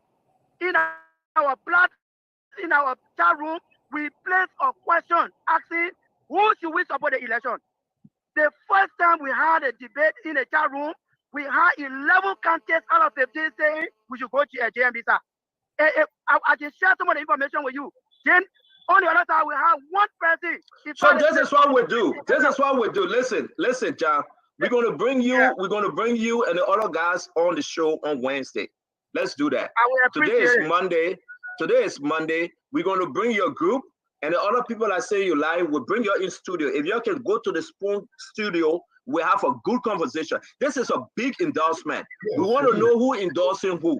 So we'll bring your group and we'll bring the other group and we'll talk. Fadiga, take us home on this one, Fadiga. And Do you have anything to say? CEO, Yeah. one thing I want to say to the people of Liberia, if people feel that they can honor rate our decision, October 10 is not far from now. If Yeah, but October hold on, Fadiga got something to say. I don't want you to go. Okay, October 10 is coming. Yeah, but I don't want you to leave. Fadiga, talk to us real quick. You got a question or comment? One of the things I wanted to understand is what informed that decision that you guys made. What are these people saying? Why did they overwhelmingly endorse Ambassador Paul? Sorry, I'm not getting you. Yeah, we don't take What is their reason? The reason, what did they say was the main reason for supporting One Ambassador major reason, yes. Hello? Yeah, I want to know why you guys made that decision. One major reason that people express, one has to do with the government refusal to audit the past regime. Two, the refusal of this government to bring about the welcome oath. The third one has to do with the promise being made to the motorcyclists and truck cyclists. Under this regime, there were so many bags that were arrested and sent to Central. There were so many complaints we sent to other embassies, and all of those bags are yet to be accounted for up to today. There were so many bags arrested. People were made to go home with hunger. Their bags were arrested in the name of no go zone. People came out with a strategy to making sure that they reduce motorcyclists into a whole like a city that where election is around. They bring it on. They ever get to celebrate. So when they suggested that to me, So I beg you. I beg you, Fagon, Fadiga. And it is because of some of those things. We said those people feel us that have done nothing. 5 years. 5 years. 5 Thank you, years. John. Thank you, John. John, John, thank you very much. We'll have you in studio on Friday. We want to say thanks a lot. And to the other gentlemen, we're trying to reach out to him, but we have it in studio on Wednesday, not Friday. No, Wednesday, reach he'll out be to in him studio. today. Reach out. You don't want brother trouble. Reach But out. call him. What's your problem? Call No, him. you get a number. You call him. My man go sleep, man. They Fadiga. get it today. You get Fadiga. We have his number here already. Did you call him? Yes, he's consented. So once Yeah, man, John- call him. Call him. Hey, yeah, we're done with John. Thank you, John. Call the other gentleman. Try to call him. John will be coming on Wednesday. Call it, man. I'm not Fagon will suspend you from the show. You get me I will get outside my now. own show. I will appoint myself to my own show. And you appoint yourself. I hope you go ahead and pay the network for your program. The network has been paid. I got my receipt. Oh, You think okay. that Then. receipt what I see Brother why- gave you? I swear you're making beamer. Pete, can you receive? Go read it, man. LRA posted it. Sister, don't read it, Pete. If you see that, they don't fun. I mean, the man fool me, man. The man fool me, man. Let's leave that one, man. The man lied to us. He said, Go ahead, you can see. I got a receipt right here. If I go lead a team, I said, I'm lying to you. See him reading. I said, when Peter ready to scrub it, I will get it. You know, this is the St. John. Is he on? Yeah, Harris Colley, welcome. Yeah, how do you do, sir? Okay, my name is Harris Colley. Like I told you, I'm the national president for the National Federation of Motorcycle and Tricycle Association of Liberia. Okay, see you guys can go questioning. No, wait. Harris. Ask you one question. I beg, yeah, I will come to you. Harris. Association. You are the national president for the association. It's not the union. They're two different groups, right? The Federation of Motorcycle and Tricycle Association of Liberia. The National Federation of Motorcycle and Tricycle Association of Liberia. In fact, it's a conglomeration of 13 different unions that are accredited by the national government. So we decided to come together. Even the John King, who is talking, he was part of us. But he decided to just work on his own because he doesn't want to be part of the larger group. All right. When was the association accredited? No. I beg you. That understand something, please. It's very important for us to understand it. When was it accredited? I know. But you say you are the president for which group? Because John saying he's a president general of the Federation of Motorcyclists and Tricyclists Union of Liberia. Then what's your own group name? I am the president for the National Federation of Motorcycle and Tricycle Association of Liberia. Like I told you, we have like 3 different unions operating in Liberia, even including the Kuyome. Well, he decided to come together to organize a synchronized body to provide those services for our cyclists. But Kuyome decided not to be part of us. In fact, he tried to put this sector. And for us, we are trade union. We cannot get involved with politics. We told him clearly, we cannot get involved with politics. So equally so, the union decided to come on one umbrella to see how we can provide those better and fundamental. So I beg you, let me ask you, then we'll go to Fadika. Are you saying that one of your union that honor your association broke away? Is that what I'm hearing? The union set up on John King before. We had a federation before. But all of those unions, because of the bad administrative practice of John King, all of those unions that honor John King, they all left. They are not part of the National Federation. All right. So the only person that will ask question today will be Fadika because we really gotta go. When was the accreditation done? It's important. My man Wednesday we're talking about that. Titi Gary. No, but just asking when was the accreditation done? Okay, answer the question, my friend. When was it accredited? Yeah, we started the process since last year. We started the process since last year, March, and we officially launched the National Federation in April of last year. And up to present, but we cannot confuse you. If you started, hold on 1 minute now, Dr. Richard said. The message started March. But then Joe is saying that we've been there since 2017 and we endorsed George Manuel Weah. So how can you start this thing in March and the endorsement was? We had that 3 different unions operating since 2005 up to last year. But because of the proliferation of unions with different command, the military has zero problem with it, so we decided to come together. So the 13 union decided to commemorate since last year, March. And from last year up to present, we are still together. Okay, so Fadika. Fadika, my brother, take also. I'm not hearing the guy. I was about to ask him a question. When did he become? By what means did he become the Fadika, go ahead. Fadika, go ahead. I wanted to understand by what means did he become the head of this motorcycle and tricycle union. Are you listening to me? All right, guys, let's do this. We'll have them in studio. We'll arrange it better. No, I'm sorry. You can see that's fine. We'll arrange it better. But let me say Wednesday. No, let him go. Let him go. Then we can do our closing. The CEO is ready on our back. I beg you guys, please forgive us. Wednesday, we'll call you guys for us to have a serious conversation on this. Thank you, Yekezi. Let's wrap this thing up. Dr. Richardson, you have anything to say? So we're gonna bring in this other guy into the studio as well. We're gonna work on it because people texted me and say, would that be a good thing to have both of them just for the safety? But we'll work on it. We'll discuss it and see what is. But it will be big on Wednesday. Yeah. Somebody doing something on the side. We'll see who's who. But go ahead, Dr. Richardson. You want us to do the closing of the show?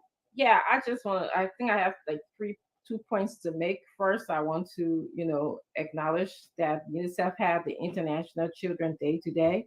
I think it's a good start. However, I think they should empower, our legislators to make laws and implement laws to protect children in the country. And then I also want to just say that, one of the things that I took away from Twe and Nambit's interview today was Liberia is rich.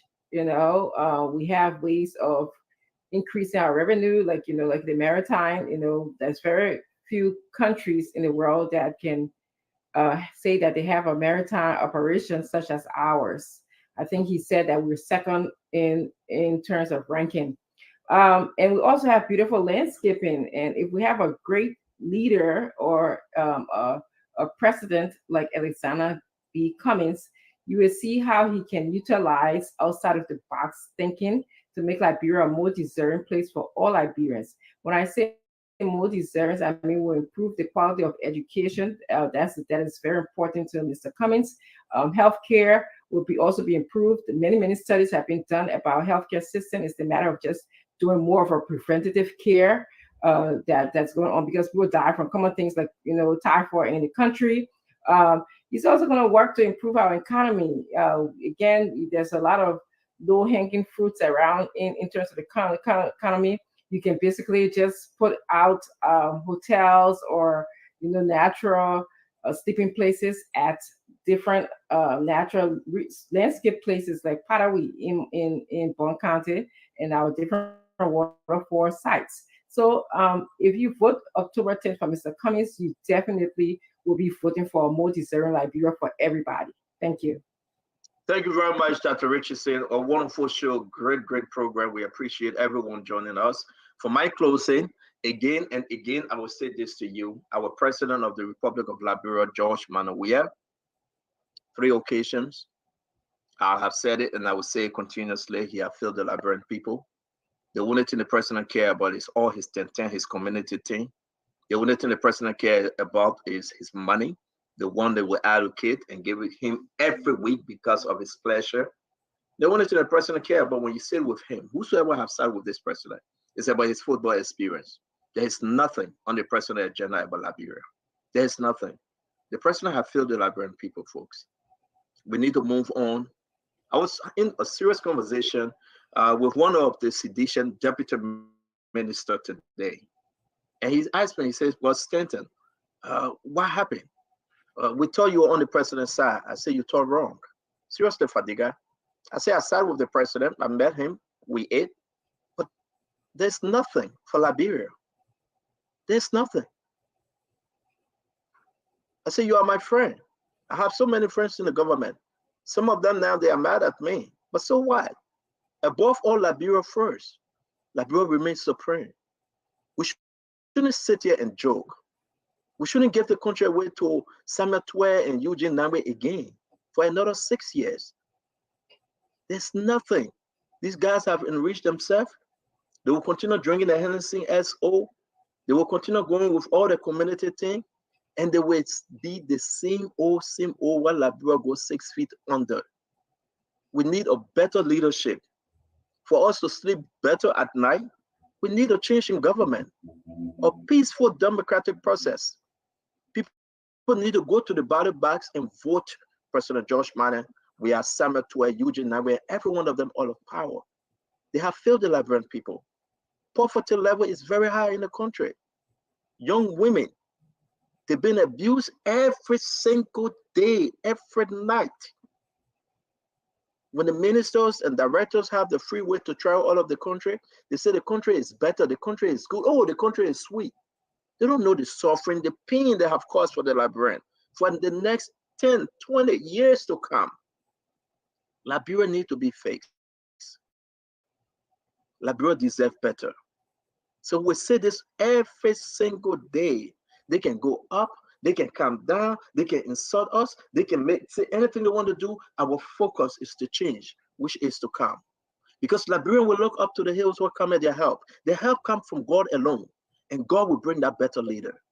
God will transform our nation. I don't know what's happening tomorrow at the Liberia National Police Station, but they are calling for Gloria Musunska and some of her family members. Folks, we have asked that the team of journalists need to be there. This is scary. This is very, very special. And I don't know why they're calling her, whether they will book her, we don't know. Whether they're just calling for her for some explanation, we don't know. But Liberians, get ready. We need to keep our eyes open, and we need to know what's happening with the Liberia National Police, while Gloria Musunska, the former Chief Justice, former National Election Chair, former Senator, former Minister, appear tomorrow. We need to follow through with this story. May God bless us all and keep us. It will be wonderful as we host Wama Kamara, former Minister of Finance, tomorrow as our guest. We want to welcome every one of you to join us and have a wonderful, wonderful evening. Fagon? Fagon, you are muted, Fagon. Yeah, I got something to say. In fact, actually, I got a breaking news I need to share in the chat room real quick. The Vice President for Administration, the Vice National Chairman, sorry, for Administration, I'm forwarding it now into the chat room of the ALP, has resigned. And you will see his letter, discussion room right now, Stanton. And I'm saying it that many other resignations are expected shortly. He just resigned tonight, and I can assure you, almost 80%. I want you to wait because the uploading that we got to read it. I just don't want people to say that Fagon. We're going to go straight to Councilor Lamela. He closed. Then when it's uploaded, then you can speak on it. On my own team. I just gave you the Okay. breaking news. Okay. I will close on my own team. With the Motorcyclists Union, I bear witness because I was there. Motorcyclists Union cannot be established in last year, March, and then in April, and you come and talk here, even though you will invite him. I dealt with those people. I was appointed to work with them, and I work with them, and I said it to your ear. That association was created by Koji to offset the National Union.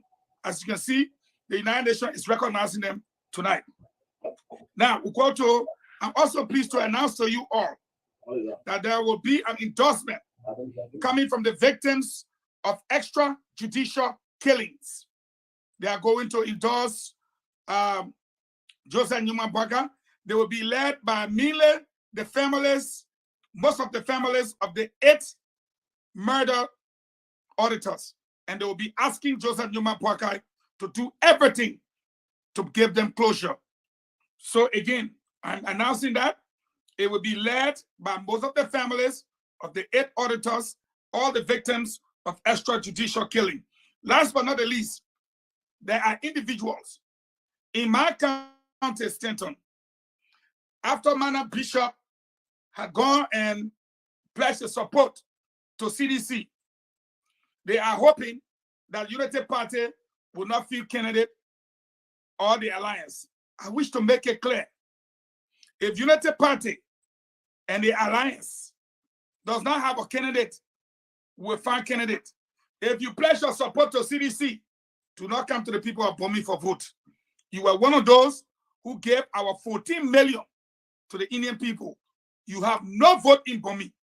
Now that you are with the CDC, let this message go to Alex Tyler, Madam Bishop, and what I understand them to be doing right now. It's not going to happen in our country. We'll fight to the last. I respectfully submit. Thank you very much. Thank you. Stay with CDC. Thank you very much, Fadiga.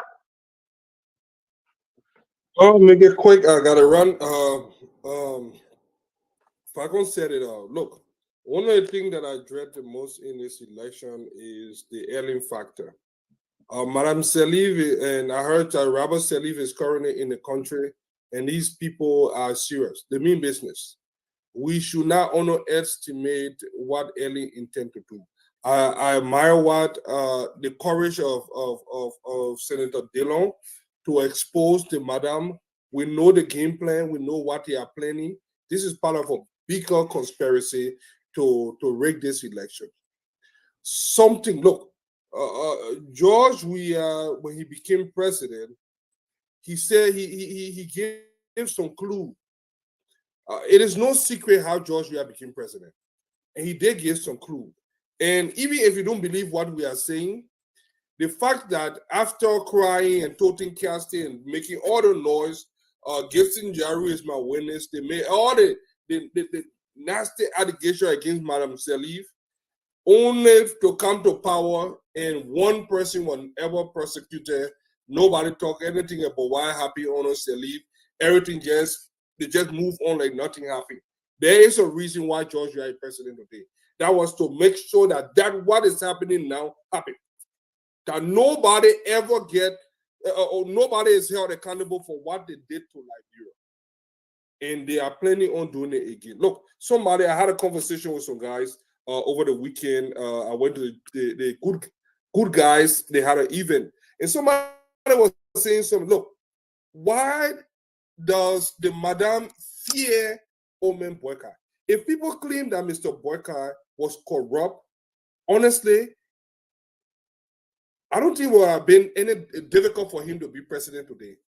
There is a reason why somebody is doing everything in the possible to bring. Look, if everybody hang in a cookie jar, it's like a group of people go steal. You in a house, and group of armed robbers come.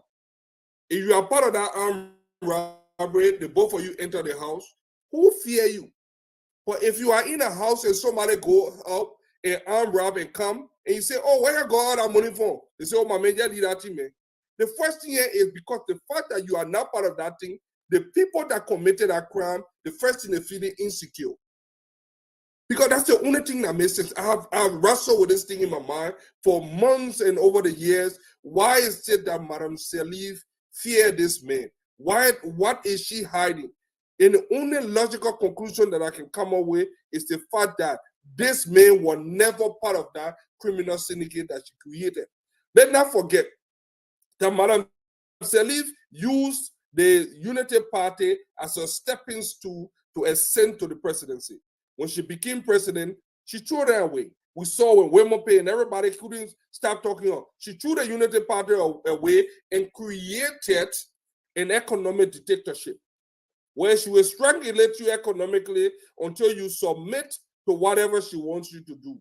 And when she left from power, in every normal government, you know that your immediate successor is your vice president.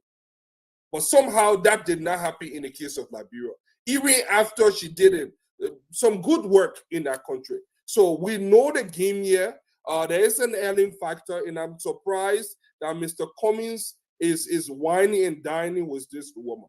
This woman that have a history of dragging our country in the mud. No, she did some good things, but I think she damaged her legacy the moment she did not wisely choose a successor. But it was not about having a successor. It was about protecting what they did, protecting her family, protecting the Prime Minister of Liberia, Robert Saliv. And who is Robert Saliv working with now? Who is he advising? Mr. Cummings.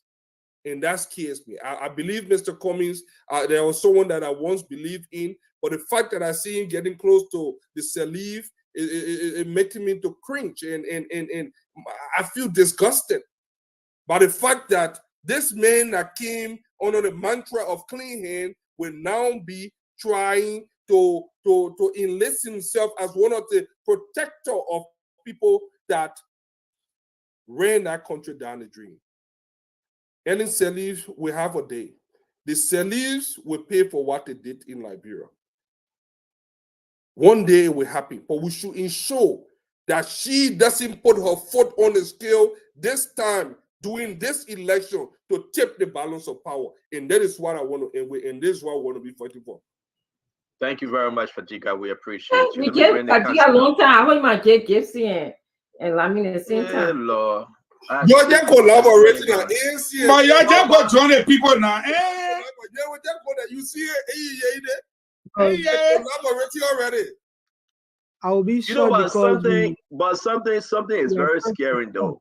This is true that some people then going by way of, you know, to collaborate. You are right, Fadiga.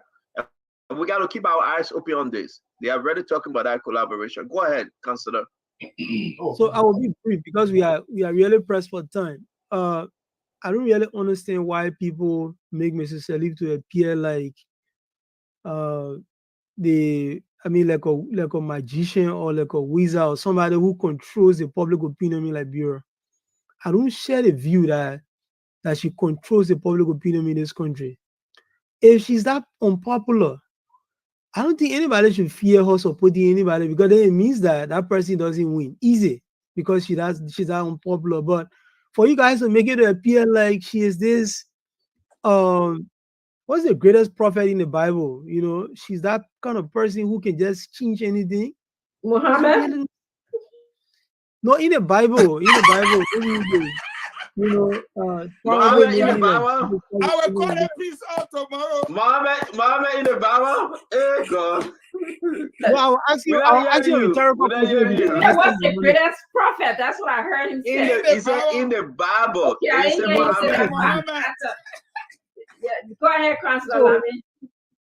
Yeah, so let me come to the finance minister's collaboration comment. will be sweet. The finance minister's comment. I think what we need to do about the finance minister's comment is we need to break it down to the people in the country such that they understand that he said nobody's suffering. Let's forget about that poverty thing, because maybe when you say they lifted people out of poverty, people may not really understand what you're talking about. Everybody in the country should hear that Mr. Twelve said that nobody's suffering in the country. Everybody got it good. And if people believe that that's the truth, they're fine. Then they deserve to stay in power. And we should all be supporting it. In fact, we shouldn't even be having elections now. If there wasn't an economic downturn in this country, if the economy of the country wasn't so bad, we shouldn't even be debating the issue of who will become president next. I doubt that we're going to be even opposition candidates, serious opposition candidates, running against Mr. Weah right now. But because of the situation we are currently in, that's the reason why there is a relatively big field of candidates. Not as big as it used to be before, but there are going to be minimum 4 to 5 serious candidates that will be in these elections. And what happens on October 10th will determine where the country goes. For me, for many people listening to us tonight, the belief is that the best person to move this country forward is Councillor Gonglo.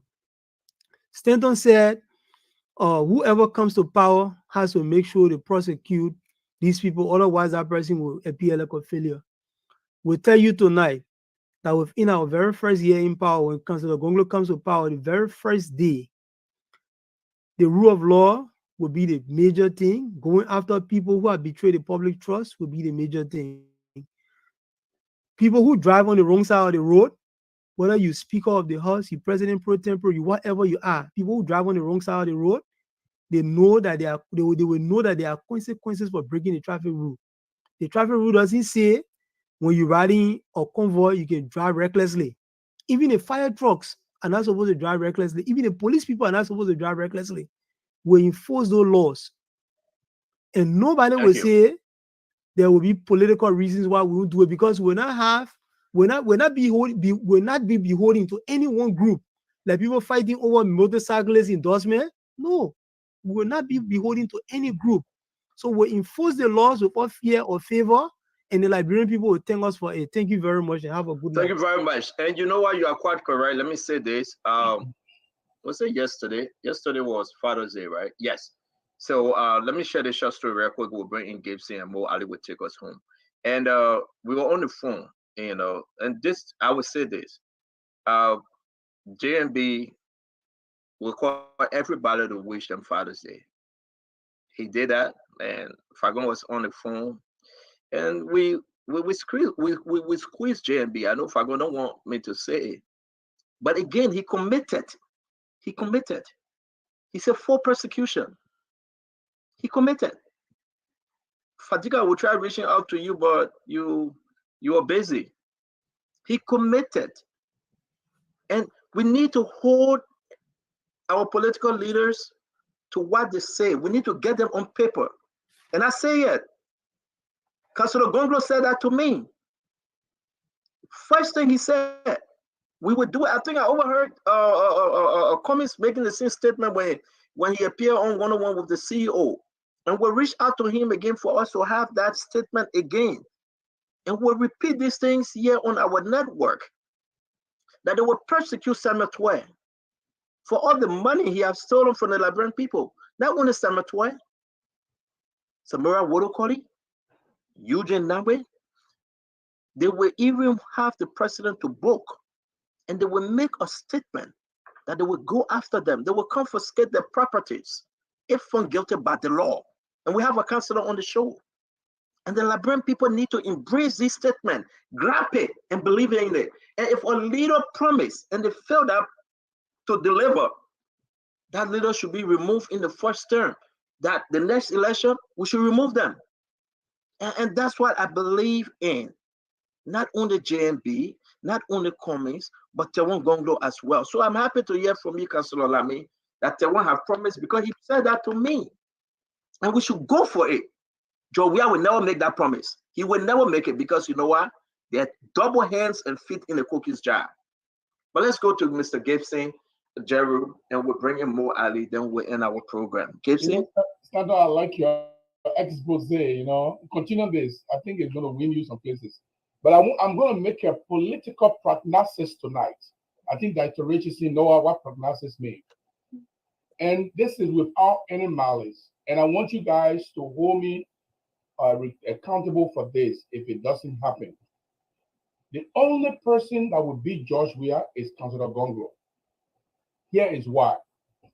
If Unity Party Joseph Boakai goes running up with George Weah, the communist people will not, because Joseph Boakai and the Unity Party have. Can you repeat? Because we didn't hear you. You went off a little bit. Can you repeat? If Joseph Boakai goes one-on-one with George Weah will beat him, because you will not have the support of the ANC followers. They have antagonized ANC to the point that ANC does not feel comfortable giving Joseph Boakai the power. If Alexander Cummings goes one-on-one with George Weah is president, because Ambassador Boakai and the rest of the Unity Party people do not want to see the ground Cummings is working on, and they will never encourage the Unity Party people to vote for him. The only person who has the chance to beat George Weah is Gonglo, because ANC has no fundamental issue with Gonglo. Unity Party has no fundamental issue with Gonglo. If Liberian people go to the pool and forget to cast their ballot for Gonglo and vote for either Cummings or Joseph Boakai, George Weah is president of Liberia. Thank you very much. That's my closing. But you forgot, though. You know that Mo Ali have not closed yet. Yeah, I know. All right, Mo Ali, go ahead. Mo Ali, let me provide another panacea. Mo Ali, go ahead. So, I will lay 2-3 issues to rest very quickly. I've just got the proof, in fact, that this particular guy that called to disprove John Kenyon is in fact a CDC guy, because somebody just sent me a message and say, oh, we were 3 guest speakers at the induction ceremony of the guy who called second to disprove John Kenyon. And the 3 guest speakers? Minister Nathaniel McGill, Representative. You guys can hear me? Frank Safoko. You're hearing Mo Ali? Okay. Minister Nathaniel McGill, Frank Safoko, and himself. In fact, Minister Nathaniel McGill promised the guys that he will put them in the national budget. I told our whole group And when John was right when John said they were formed last year by the CDC to antagonize them. John is in Buchanan with his leadership on the invitation of CRS, which is organizing a workshop for usage. So that with that whole group, that CDC group, you're through there anyway. You know, I will go to something else, and I'll come to this man last. I'm reading the front page Africa headline here tonight. And it says, despite promising 1 million jobs, Finance Minister admits that only 24,000 jobs were created by the government in 5 years. Propos admission. But then Samuel Otuel went on to say that in their illusional second term, they will create 500,000 jobs. For 5 years, almost 6 years, 24,000 jobs. That I even doubt. Because Samuel Otuel was squeezed to the war today, and everything he had to say was lie. But I like the way Lamin put it. We should forget about stop saying leave people out of poverty.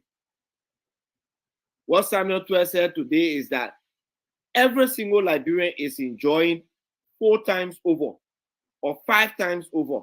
Because if we are 5 million and he said 27 million people enjoying, that means each citizen of this country is enjoying 5 times over. That's what I mean. No poor person in Liberia, according to Samuel Otuel. That is a reckless way of insulting the people of Liberia. When you took over the country, you relegated. You all can watch football game at the end of the season. No team then they can drop. If you 4th division, you perform, they drop you to 2nd division. They say they relegated you. Samuel Otuel and government relegated 500,000 people into poverty.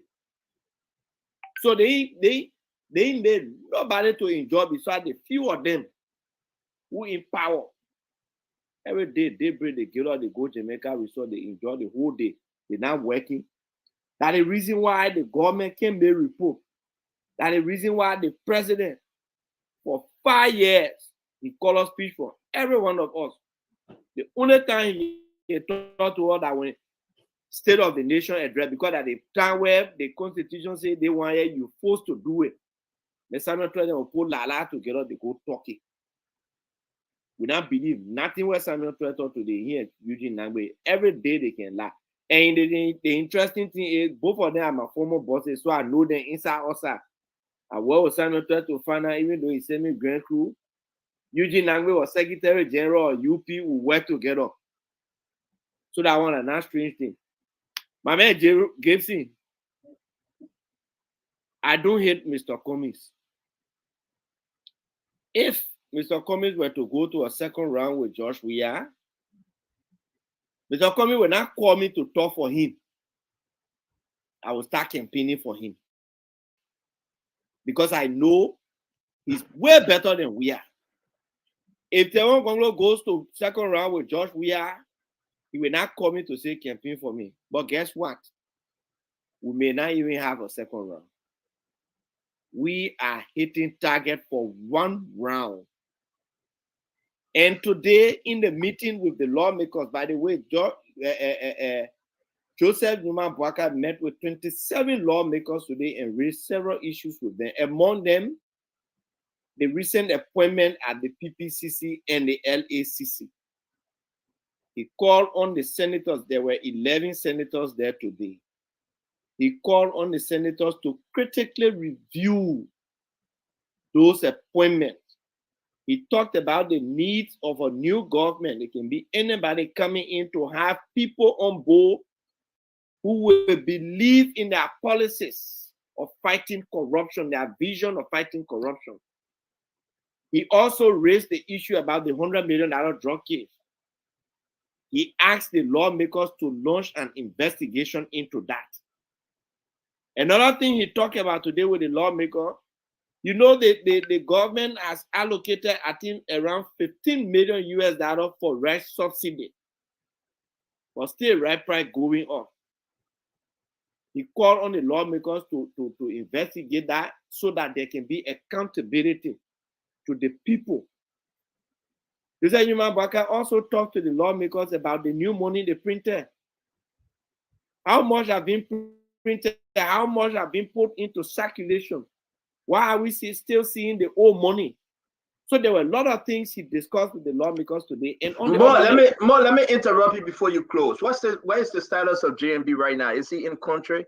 I'm receiving information that he no, JMB traveled today right after that meeting. Can you? Yes, I want you to confirm because now I don't want people carrying gossip. JMB traveled where? To Ghana. Okay. For how long? Or can you disclose the mission? Just if you can go in deep. JMB will be meeting with business people, and you'll be meeting with international partners and some partners in Ghana and from the sub-region. Okay. We'll be there for 4 days and we'll be back on Thursday. So JMB left the country today for 4 days to engage business folks and other foreign leaders, and will be back in Liberia on Thursday. That's the confirmation. That's what we're hearing from you. Yes, it's a confirmation. Okay. Thank you very much. I just needed to put that because. And so, Gibson, if we truly are tired of Mr. Weah, there should be no saying because you and myself argue, or because the ANC president myself argue. So, because of that petty argument that we have in here, then we would rather see George Weah goes back to damage the country. My brother, you will not even have the opportunity to sit on the platform again to argue because there will be no country to argue about. At least if somebody with a level head is there, will come back, will be, fighting up and down. It will be more intellectual. We're not be talking about small thing that the president can go to office. The president gets all in the money and go to his resort. The president called a speech for the whole country for 5 years, except where the Constitution forces him to speak to us. You cannot have any of the 3 serious contenders in the opposition doing that. I'm not sure Councillor Bongo will do that. I'm not sure Mr. Cummings will do that. I'm not sure JMB will do that. And lastly, anybody who gets there and refuses to audit this current government and prosecute people, even if that JMB, who can tell you every day will be the first rebel in your government or in your hand. I don't know if I work in government. I like the private sector. So thank you, Eugene Nambe and Samuel Twe. They lied to us today, and we'll continue to flag the lies that they did to the Liberian people today. Thank you. Thank you very much, guys. A wonderful program, man. We hope to see you guys tomorrow because we're going to be having Boyman Kambara, former finance minister, on the show. Don't forget Eugene Lami Fagon. We have a show starting on Wednesday. Again, it will be 11 a.m. American time, Eastern time, to 1 p.m. In Liberia, it would be 3 p.m. to 5 p.m. And Eugene Lami Fagon. We have, what are you laughing for, Mr. Jerry Gibson? They may have a show starting Wednesday. You got a problem with that, Gibson? The comments, somebody say my head big and shaking. Now what I'm laughing about. Oh, okay. If you follow that comment, then business. We want to say, please join us again tomorrow. Have a wonderful conversation with Boyman Kamara, and that will be a wonderful. Fadika, man, thank you very much. Dr. Richie, as always, who says thanks. Eugene Lame, Fagon, thank you. Mo Ali, we appreciate you. What you say, Fagon? No, don't forget to bring your new motorcycle association again. Yeah, Wednesday evening we'll have the motorcycle association. They were founded last year, April. I can't understand that. Last year you were founded, but people say wait 2017 we will do our endorsement. Saying now, yeah, you know motorcycle union from where 2016. I mean, honestly speaking, I believe the first guy. I think the second guys, they are troublemakers. I think that's what I believe. But it's true. That's last year I time they form you.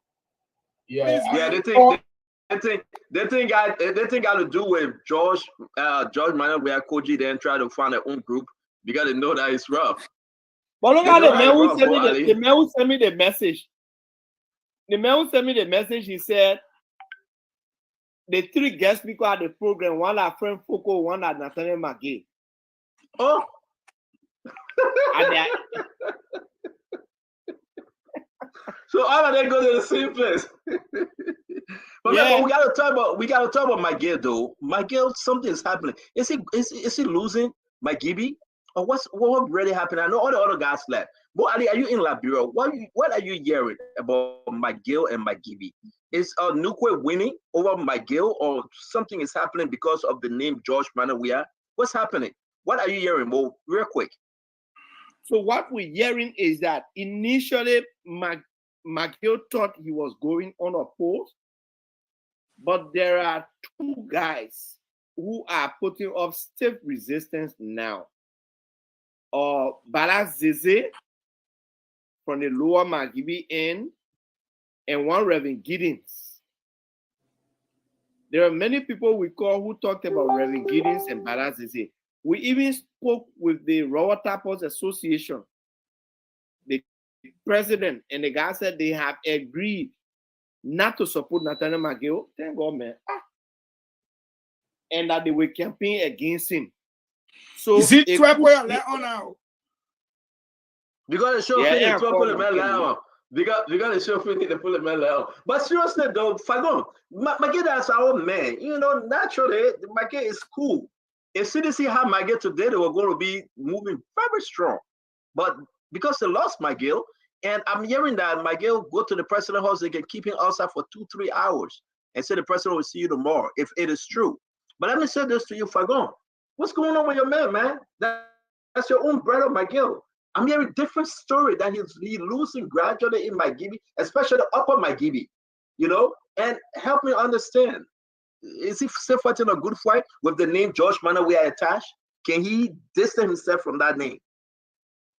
I can answer that question in full force tomorrow because the time here will not permit me, but I can tell you this. Who is the front runner in the Magibi election? Everybody will tell you it's Miguel. Is he moving faster than all the other people? Yes, I can tell you that. But why did he decide to go underground? It's because of, again, when you go to campaign, the protege, when you come here, toy or unto. Don't touch your way at all. Yes. And so because it's hard though, Fagon, it's very difficult. That Maggie cannot separate himself from Joe. It's hard. You know that. It will be a very tough battle that Maggie separated himself from Joe. CDC will go after him. Well, I will tell you this though. Right now, no candidate, real good candidate, who's campaigning, whether it be Miguel, Sir Joseph, who, brother, follow their speeches, they barely mention CDC name. You can't CDC to the people, you are losing. I am telling you now. If they don't mention CDC name, do they mention Jowia name? Because I told you telling us that. I'm saying to you, Jowia or CDC that is city. Do not call that name the other people.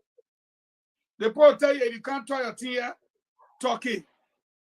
Most of them always say, since we voted for CDC, you see CDC ever come here? President, we are even know us. If you can't talk for yourself. We hear that here, you will go.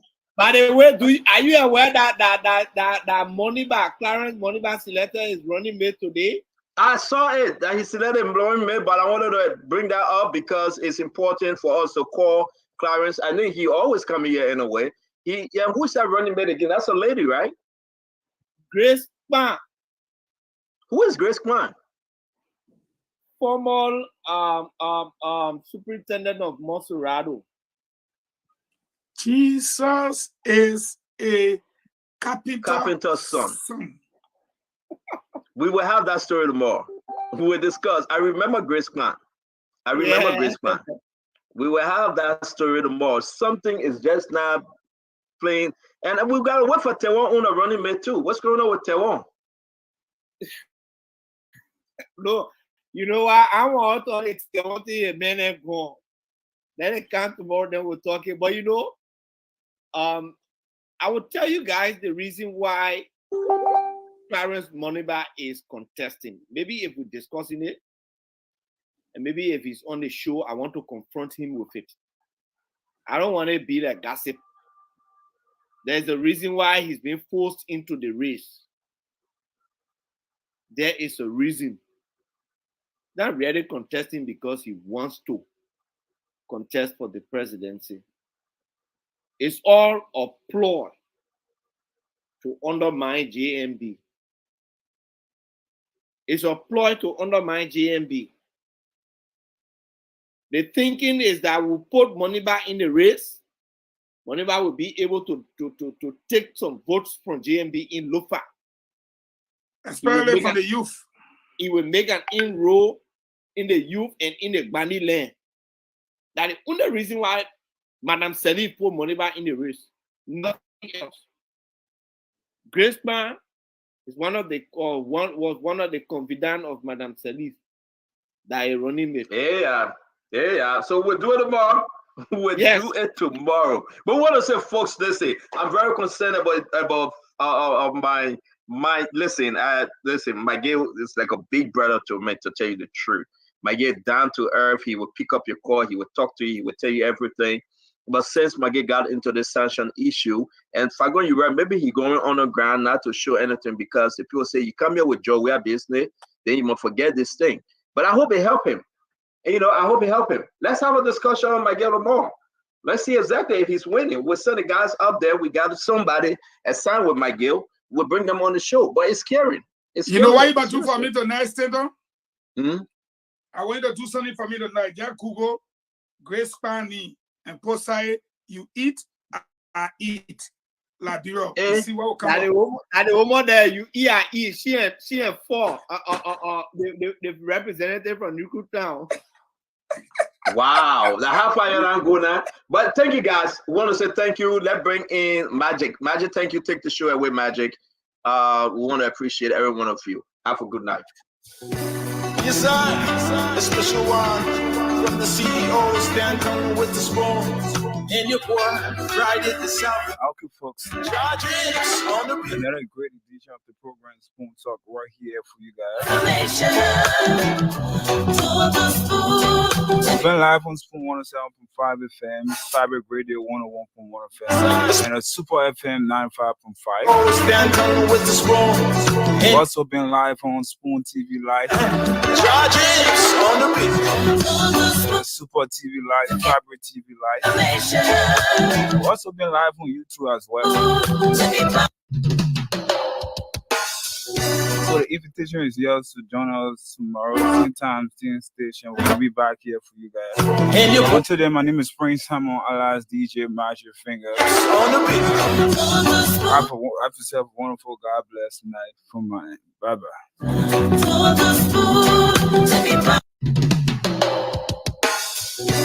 Yes, sir. A special one from the CEO, Stan coming with the spoon. And your boy, Friday the South. Charge it.